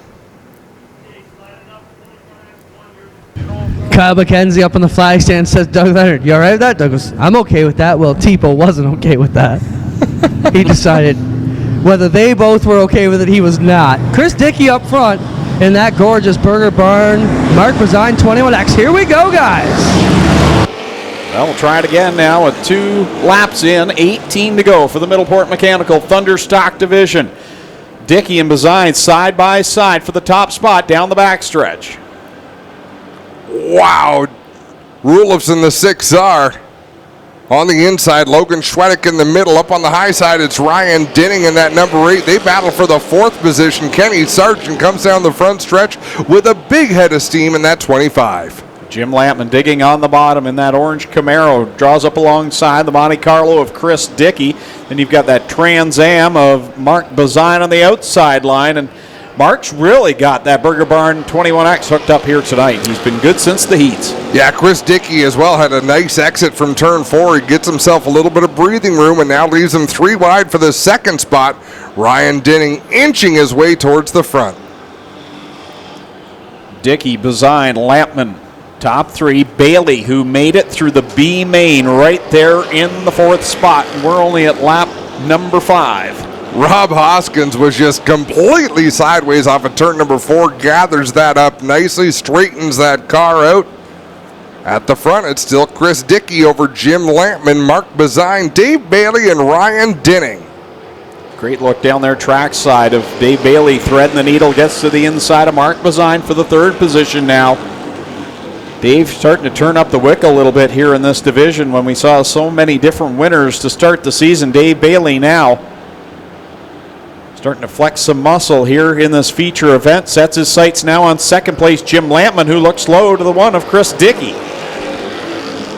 Jim Lampman's been trying to size up Chris Dickey. He's a little bit better on corner entry, but Dickey's been able to dictate where he comes off the turn, and he's getting a nice run down the straightaways. But Jim Lampman slides up a little closer alongside that number 1 of Dickey, and here comes Bailey to make it 3 wide. Bailey tucked in behind Chris Dickey as they go into corner number 1. He was the winner 1 week ago. Now he looks low on Jim Lampman, makes it 3 wide. In corner number 2, they'll go door by door by door through corner number 3 now as they battle it out for the lead here. Coming down will be 11 laps to go here for the Middleport Mechanical Thunderstocks. Chris Dickey driving with a lot of confidence. He'll hold the lead at the stripe. They go down into 1 and 2. Bailey on the bottom, Lampman in the middle. Now Bailey with a good run off of 2. He's going to try to slide up in front of Lampman. Leaves Lampman nowhere to go. That worked out well for Chris Dickey. Cross flags go up in the air. 10 in, 10 to go. Dave Bailey had to make his way through the B main tonight, and he's already at the front halfway through this one. Jim Lampman tucked back in 2nd. Chris Dickey running 3rd. Bazine now has some company, and Ryan Dinning up there in the top 5 as the caution flag will fly. Yellow flag is out. Donnie Lampman comes back onto the racetrack.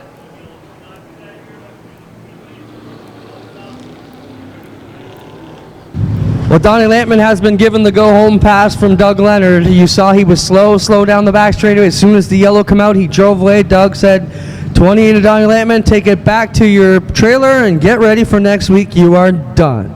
I actually thought he came out of the pit, so my mistake. What a great battle at the front of this field. I would love to see Chris Dickey get a podium finish. I know we're not supposed to cheer for people, but he's had a tough run. tough stretch. Be nice to see him get a good finish.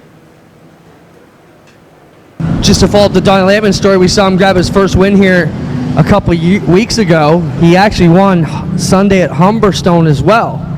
And people come up to him and say, hey, you're going to take your dad's Camaro? He says, why do I want that piece of junk? I'm winning in my own car. He makes a good point.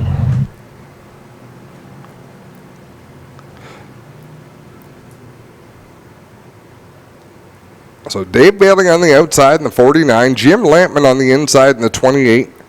Running in third is Chris Dickey in the 1. Fourth is Mark Bazine in the 21X. Then it's the 8 of Ryan Dinning alongside of him. I actually can't even see who that is. Is that Logan Schwedick in the 53? Yeah. Kenny Sargent in the 25. Ryan Beagle in the 84. Slowly coming to the green.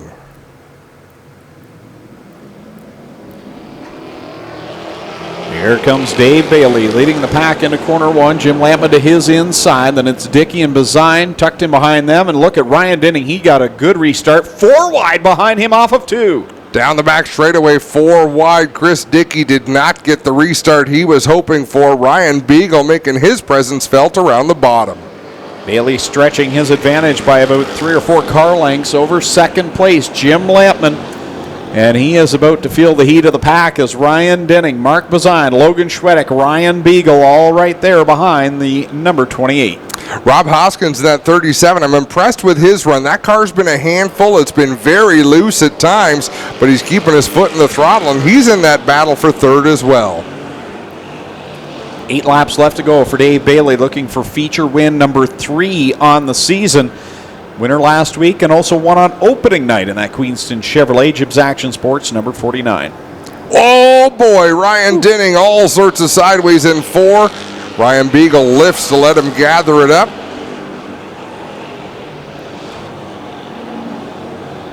Logan Schwedick somehow has worked his way into that 3rd spot, getting by Mark Bazine. Bazine back to 4th. Beagle right there in 5th, working to the inside. Rob Hoskins up there mixing it up just outside of the top 5. Rob keeps adjusting his line, adjusting his entry, but he's making gains on that 37 machine. Looking good out there, challenging for a top 5 position. Right behind him, Ryan Dinning, Ken Sargent, teammates there, the Club 54 racing team, with 5 laps left to go for Dave Bailey. Mark Fawcett running in behind Dinning and Sargent. And Trevor DeBoer kind of having an off night right now back there racing with Christopher Hale back in the 10th, 11th area. Yeah, he was slow to start to get through traffic, and he's committed to running the bottom out there, and he's just not able to make gains in that 23 machine. 4 laps left to go now for Brewster Baker, Dave Bailey. Jim Lampman solidly in a 2nd place spot. And then it's Schwedick and Beagle. They're the 2 that are going at it for a podium finish here. 3rd back to about 15th. They're all within striking distance, but the big battle is Beagle and Schwedick for that 3rd spot. And then the race for 5th, Mark Bazine in the 21 with Rob Hoskins in the 37. Kyle McKenzie will bring out the double flags. 2 laps left to go for Dave Bailey over Jim Lampman, Logan Schwedick, and the Beagle machine out. Oh, hard compact for Van der Zanden and impact over there for Van der Zanden and Liverance in the 40. Oh, there's some heavy right front damage. Van der Zanden had gotten into the 1 of Chris Dickey, and Chris Dickey's car just seemed to come up lame on the back straightaway. And then Derek Liverance had a big head of steam down into 3. Clinton Jeffrey, what do you see? I believe this is Devin Habick in the 74 here tonight. You're right, Devin Habick. With all kinds of problems on the right front. As you can see, that car is tore up big time. Going to need a hook on the front of that one. The Liverance 40 car, we can see it has a flat right front as well, so he may need a hook as well if he can't drive it back. We'll get in there and sort this out for you quickly.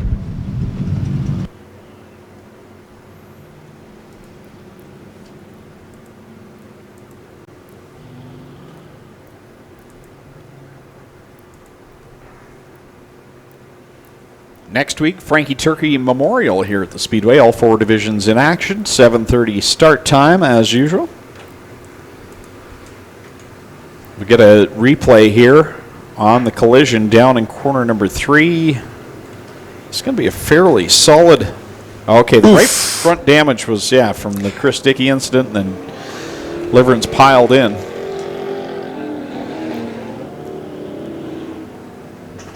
For Devin Habiak there in the 74H. And Jeffrey popping the hood open on the 4, just put it right back down.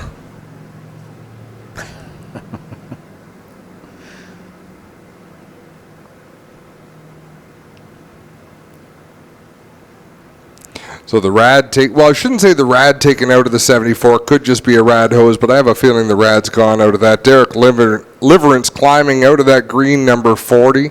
Clint, I'd be curious to ask Chris Dickey what happened to the number 1. Something happened to slow him down dramatically down in turn 3, and he's waiting for assistance to get the car out of there in turn 4.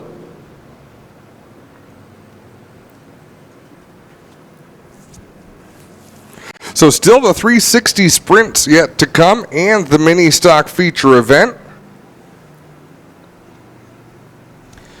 We talked about next week is the Frankie Turkey Memorial Night. Then following that, it is Strickland's night here at the Speedway. Drive safe, ride safe, race safe, bicycle night.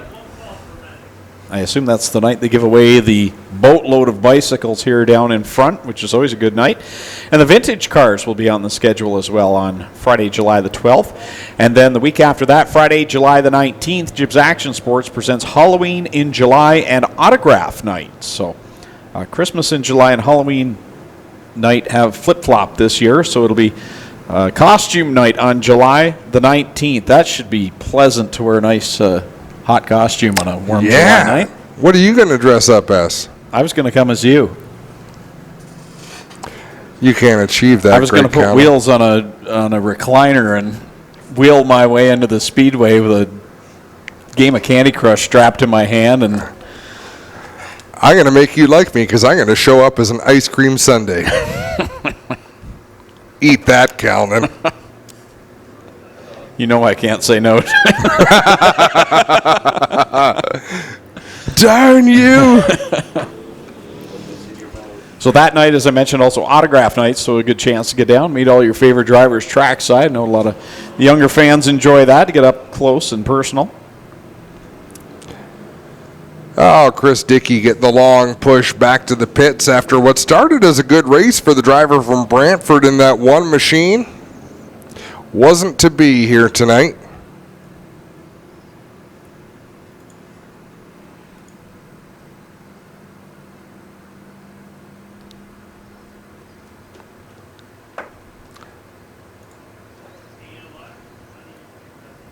Derek Liverance gets the safety gear off as he takes the ride back to the pits on the hook.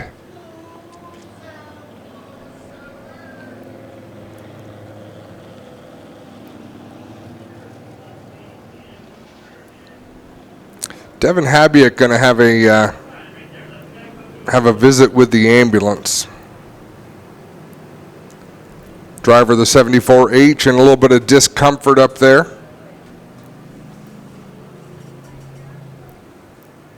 You going to races the rest of this weekend, Greg? No, I'm not.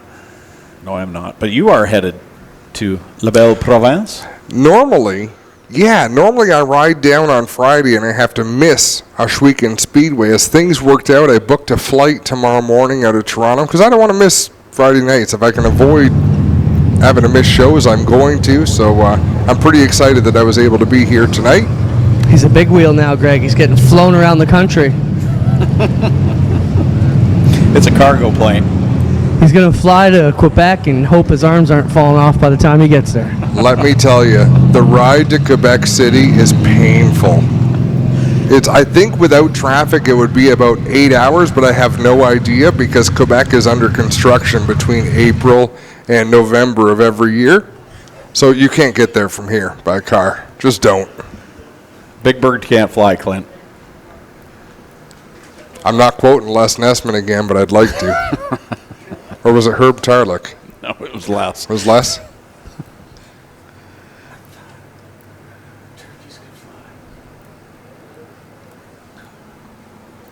Well, what do we see on the monitor? We see some precipitation. White flag is out with some precipitation beginning to fall here.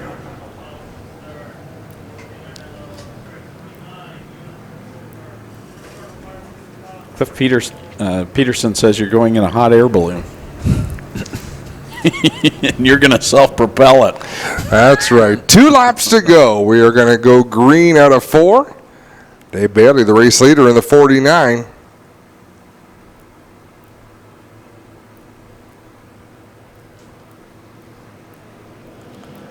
Trying to sell this one with 2 laps to go and some weather in the area now as Dave Bailey and Jim Lampman in his tire tracks. Logan Schwedek works to the inside of Bailey, can't make it stick. Remember, Logan Schwedek had that problem in the qualifying heat, smoke pouring out of the 53. They've fixed that, and he's been stout all night. Even in the heat, he was solid. White flag, 1 more lap to go as Dave Bailey leads him down the front straightaway. Schwedek and Lampman close quarters racing down into 1. Here comes Schwedek trying to catch the man to beat in this division. Dave Bailey and that Brewster Baker, number 49, goes down into corner 3 for the final time. Schwedek's going to have one more chance. Gives it a good run on the bottom. Can't get the power down. He's going to have to settle for second. Lampman, third. Beagle, fourth. Bazine holds off Hoskins to round out the top 5. So Dave Bailey will pick up win number 3 on the season. The point leader right now in the division. Pad his points advantage.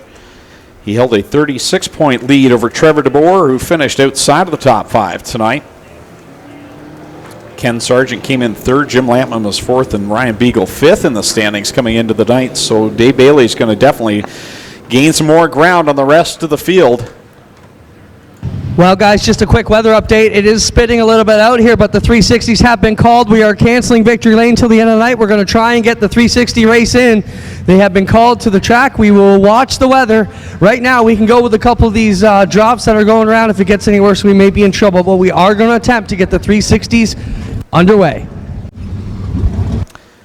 And shouldn't make note that Dave Bailey, with that win, unofficially goes to the top of the pile in Thunderstock career feature wins with his 24th. Now, that win list is incomplete. Tommy Gooch, who does all the stats, still missing some of the feature results from early years here at the Speedway. But right now, Dave Bailey, unofficially the all-time win leader for the Thunderstock division. Ready to go with the A-Main for the Cool Kids Ice and Water Core Pack Merchandising Sprint Cars. 20 laps will be the distance. Feature race number 6 on the season. Starting from the pole out of Caister Center in the Charlie B. Honey Pius Spring and Alignment Mudcat Entertainment Center, car number 11, it's Jamie Turner alongside out of Dorchester, Ontario.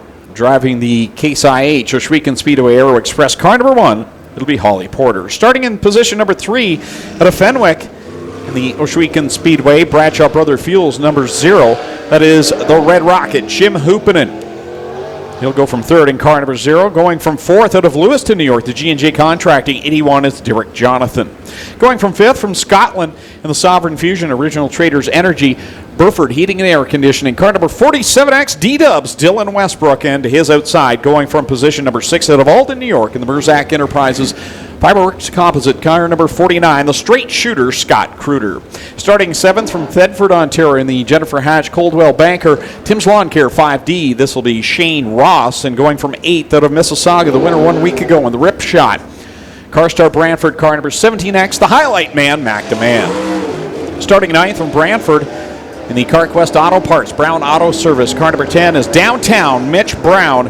And going from 10th from Oshwegan in the Case IH Oshwegan Speedway Aero Express, 68 rookie driver Aaron Turkey.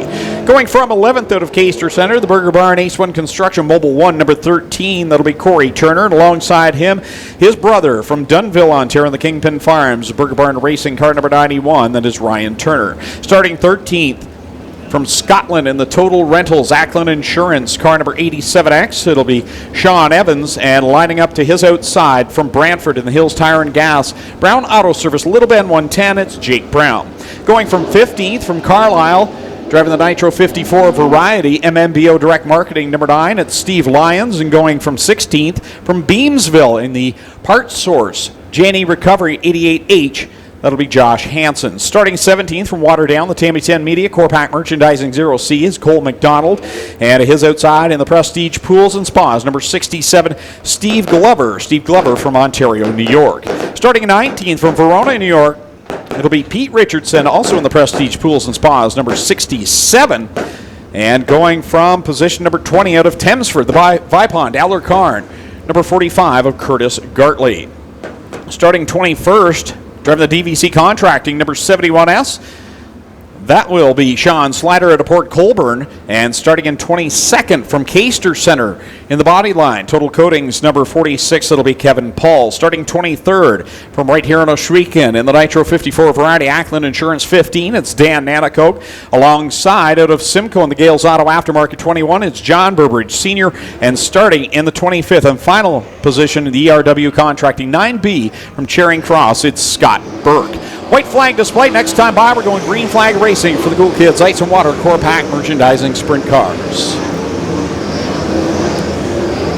2x2, 13 rows of beautifully prepared sprint cars ready to come to life. Jamie Turner, Holly Porter on the front row. Kyle McKenzie with the double greens in hand. Pace truck pulls off on the backstretch. Ladies and gentlemen, you came looking for a show. Well, here you go. Let's end all the anticipation as we bring to you our feature presentation.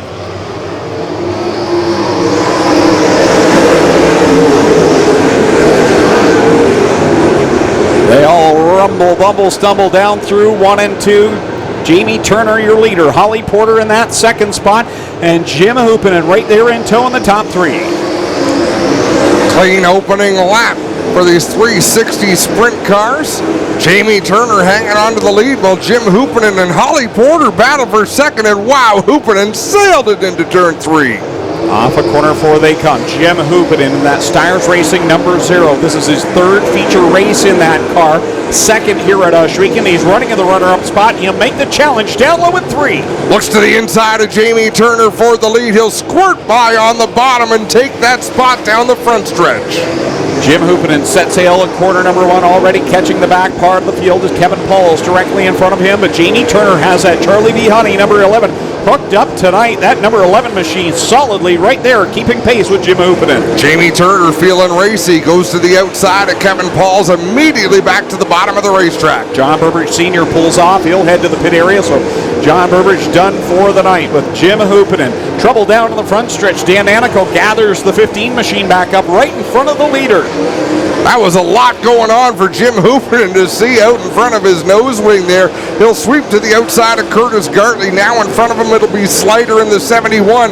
He'll pitch it to the inside. Jamie Turner sliding back. You've got Jim Hoopinen, your leader. Then it's Mac DeMann who's feeling pressure from Dylan Westbrook for second. And now Scott Kreuter's into the mix. A 3-car fight for the second spot. Jamie Turner back to 5th. Those are some heavy hitters. Second on back to 4th. Curtis Gartley to the inside in the 45. One up the racetrack in 3 and 4. That was Scott Burke. He gathers it back up. We stay green flag racing. Curtis Gartley slows it down to the infield, and it looks like he is done for the night with Jim Hoopinen working to the outside of Dan Nanakoke. This time by, he'll complete lap number 8. Hoopinen's lead is shrinking just a little bit. Mac DeMann closing that gap in the 17, but with every lap car, Hoopinen able to put between himself and Mac DeMann. That's a huge advantage. Dan Nanakoke comes up lame in turn number 2, inching his way down the backstretch. Yeah, the 15 of Dan Nanakoke very slow in corner number 2. Sean Slider had to get out of the gas to get around him. And finally comes to a stop down to the entry of corner 3. Now we got a note from Lee Burbridge saying it's John Burbridge Jr. in the 21. Okay. And I saw John Burbridge Sr. as well, so we are confident it's a John Burbridge. I should have known better and just said John Burbridge. Hey, you're not wrong. Well, guys, track report. Track is in great shape. These big drops aren't really affecting the surface at all. Here in the early going of this one, we are hustling to try and get in. The mini stocks have been called to the line. We are going to keep powering through to try and get this one in the books. Talk about the Burbridge Racing family, a good bunch of folks, and they come, the family here all set up in the pit area, and Man, they've been doing the sprint car thing for a long time now, and just loyal supporters and great people. And sorry to see John Burbridge Jr. off early here in this one. Trying to sort out a couple of things with the running order. We can see Doug Leonard, or hear Doug Leonard, shouting instructions over the one-way radio. So they need to get the lap car of Sean Slider tucked in line, and I think he needs to go, in between Jim Hoopinen and Mac DeMann. And I heard Doug Leonard say, Mac, let him in or you're going to the rear. You have to get him back in line, so Sean Slider, the lapped car, will slot in between Jim Hoopinen and Mac DeMann. But I don't want to. Well, the problem, guys, is the 9B of Scott Burke that Doug was talking to. He said your choice is you either have to get up where you were scored, which is between Jamie Turner and Derek Jonathan, or you go all the way to the tail. You don't get to pick where you want to be in the back of the pack. Okay, so that's probably what we were hearing, but there was also the discussion of getting Sean Slider in line as well. Yellow flag continues to wave. Really good to see Jamie Turner looking so strong here tonight. That car has a lot of horsepower, really hooked up, and he's had his fair share of struggles the start of this season and even going back into part of last year. So for Jamie to be up there hanging in the top 5, good run for him. Yeah, it is so, and Jamie Turner saying not so fast, not supposed to be that far up.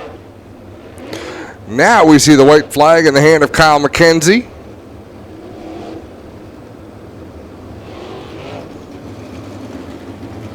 So again, Jim Hoopinen in his 3rd start here in the Steyrs Racing number 0 as he got behind the wheel last Friday night here at Ohsweken and then followed that up with the Southern Ontario Sprints at Merrittville last Saturday night. And this looks like could be a very successful partnership here with the Red Rocket. Driving the familiar Steyrs number 0. The Bradshaw Brothers Fuels number 0 will bring them to the green flag, and we're back on it. 8 laps complete, 12 to go. Wow, Dylan Westbrook noses to the inside of Mac DeMann. Couldn't make that stick. DeMann will get around the lap car of Slider. Now Westbrook looking to the outside. He's going to lose that spot to Scott Kruder. Wow, what a move as he shoots by Scott Kruder, who got all bent up there in corner number 4. Kruder goes back by him on the inside line. They'll go wheel to wheel down the backstretch with Dylan Westbrook a slight advantage. Mac DeMann working the bottom of the racetrack, and boy, oh boy, that car is evil as we reach the halfway of this 20-lap feature event. Hoopinen gets by the lap car of Kevin Pauls. Here comes Mac DeMann working the inside line, but I'll tell you what, Jim Hoopinen's got this car hooked up strong tonight. Looks to me that 3 and 4 is definitely to Jim Hoopinen's advantage. 1 and 2 seems to be a bit of a draw right now. They're both running about the same speed through 1 and 2, but Mac DeMann showing the nose again to the inside of Jim Hoopinen. 2 more cars pull into the pit area as Kevin Pauls and Dan Nanakoke now have gone to the pit area. As Mac DeMann now shoots into the inside and into the lead, gets by Jim Hoopinen as they get into some heavy traffic. Steve Lyons slowed there, and that really affected Jim Hoopinen's line. As now Mac DeMann going up the racetrack, Hoopinen going to the bottom, Hoopinen trying to retake the lead. Wow, what a battle, and I think Mac DeMann may have briefly brushed the wall in the backstretch. Hoopinen back to the top spot, leads across the line, and Mac DeMann hard into the wall on the front stretch. Has a flat right front, guys. He blew out the right front. DeMann rides the concrete. We are still under green. Now the yellow flies. Goodness gracious, that was something. Oh, and the rains have come. Looking at the monitor, it is raining. What a ride down the wall here for Mac DeMann, and I'm pretty sure he brushed the backstretch wall. That's what started all of this. Going into corner number 3. Now here's an interesting question if you're a race official, Greg. Should this race be called right now? Where does Mac DeMann finish? Good question.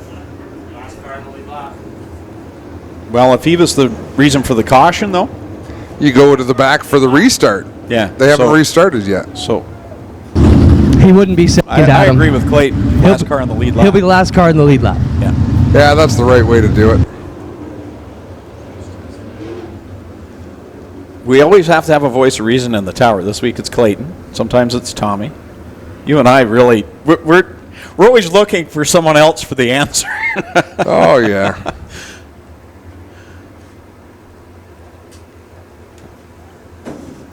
They will inevitably argue, yeah, but I crossed the line. Yeah, you were on top of the wall. So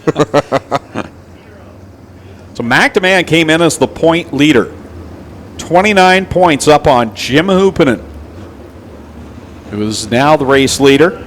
Dylan Westbrook gained some ground last week, got back up into the top 3 in points. Corey Turner 4th and Ryan Turner 5th. So for McDeman, he's going to lose some ground tonight here, and depending on how this weather shakes out. Well, he gets his 2 minutes in the work area, so it's quite possible they can change that right front.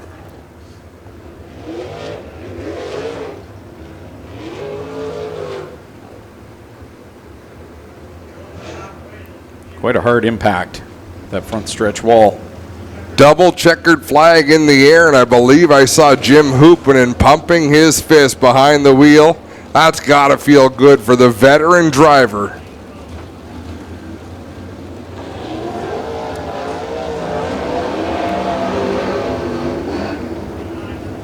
Pretty sure he's glad that he accepted the opportunity to drive for Glenn Stiers as he'll pick up the win here tonight for the Cool Kids Ice and Water at Corpac. Merchandising sprint cars officials deciding that they need to call the event with the precipitation coming down. Lone Wolf Fireworks lighting up the sky to celebrate Jim Hoopinen's first win for Glenn Stiers Racing. Get your 50-50 tickets out, folks. We're going to draw the number right now here in the tower. So get your 50-50 tickets out. If you're headed to your car, 88.1 FM. If you're headed to your car, Darren, DJ Darren, draw a number for us here. Winning 50-50 number is 49206. 49206. If you have that number, please make your way up to the tower. The total is $985. 49206. I see Clinton Jeffrey making his way into the pits. What do you need, Adam, before my mic cuts out here? I'm just not sure if you're going to do Victory Lane. No, we are sending all the cars back to the pits. We will conduct Victory Lanes at the start of next week, and we want to get everybody out here before it gets too wet. I was hoping you were going to tell me you were chasing some action into the pits like the good old days. Well, I thought they had the camera and the mic. They could go talk to Jim Hoopinen in the pit barn where it's dry. Oh, no, not that. See, that's why we can't do it. I got solid night. That's going to do it for us over here in the pits. We'll have to talk to these guys next week. Sounds good. All right, well, thanks, folks. We try to get as much as we could in, so we do have one more feature to conclude, and I assume they'll run that next Friday night. There is no extra events on the schedule for next Friday evening, so the HRW Automotive Mini Stocks will run their makeup race, I would believe, next Friday night. But go to OshwekenSpeedway.com for all the latest information and news surrounding the running of that race. So that will do it. Another great night of racing, and cool to see Jim Hoopinen back in Victory Lane, and to see the Zero back in Victory Lane as well. And we'll get to see that officially next week. Yeah, that definitely feels good. We saw some great racing. We saw some great gains with the racing surface as well. Track crew has lots to be proud of. So that will wrap things up from here at the Big O. We want to thank everyone that joined us here in person here tonight. We're sorry we just could not get everything in, but a great night of racing action here at Oshweken Speedway. So that will wrap things up on behalf of the Stiers family, all of our officials, crew, staff, everyone that worked so hard to bring the racing action here on a Friday night. We want to say thank you to them, and on behalf of them and on behalf of Clinton Jeffrey and Adam Ross, my name is Greg Kellnan saying so long. We'll see you right back here at the Big O next Friday night, 7:30.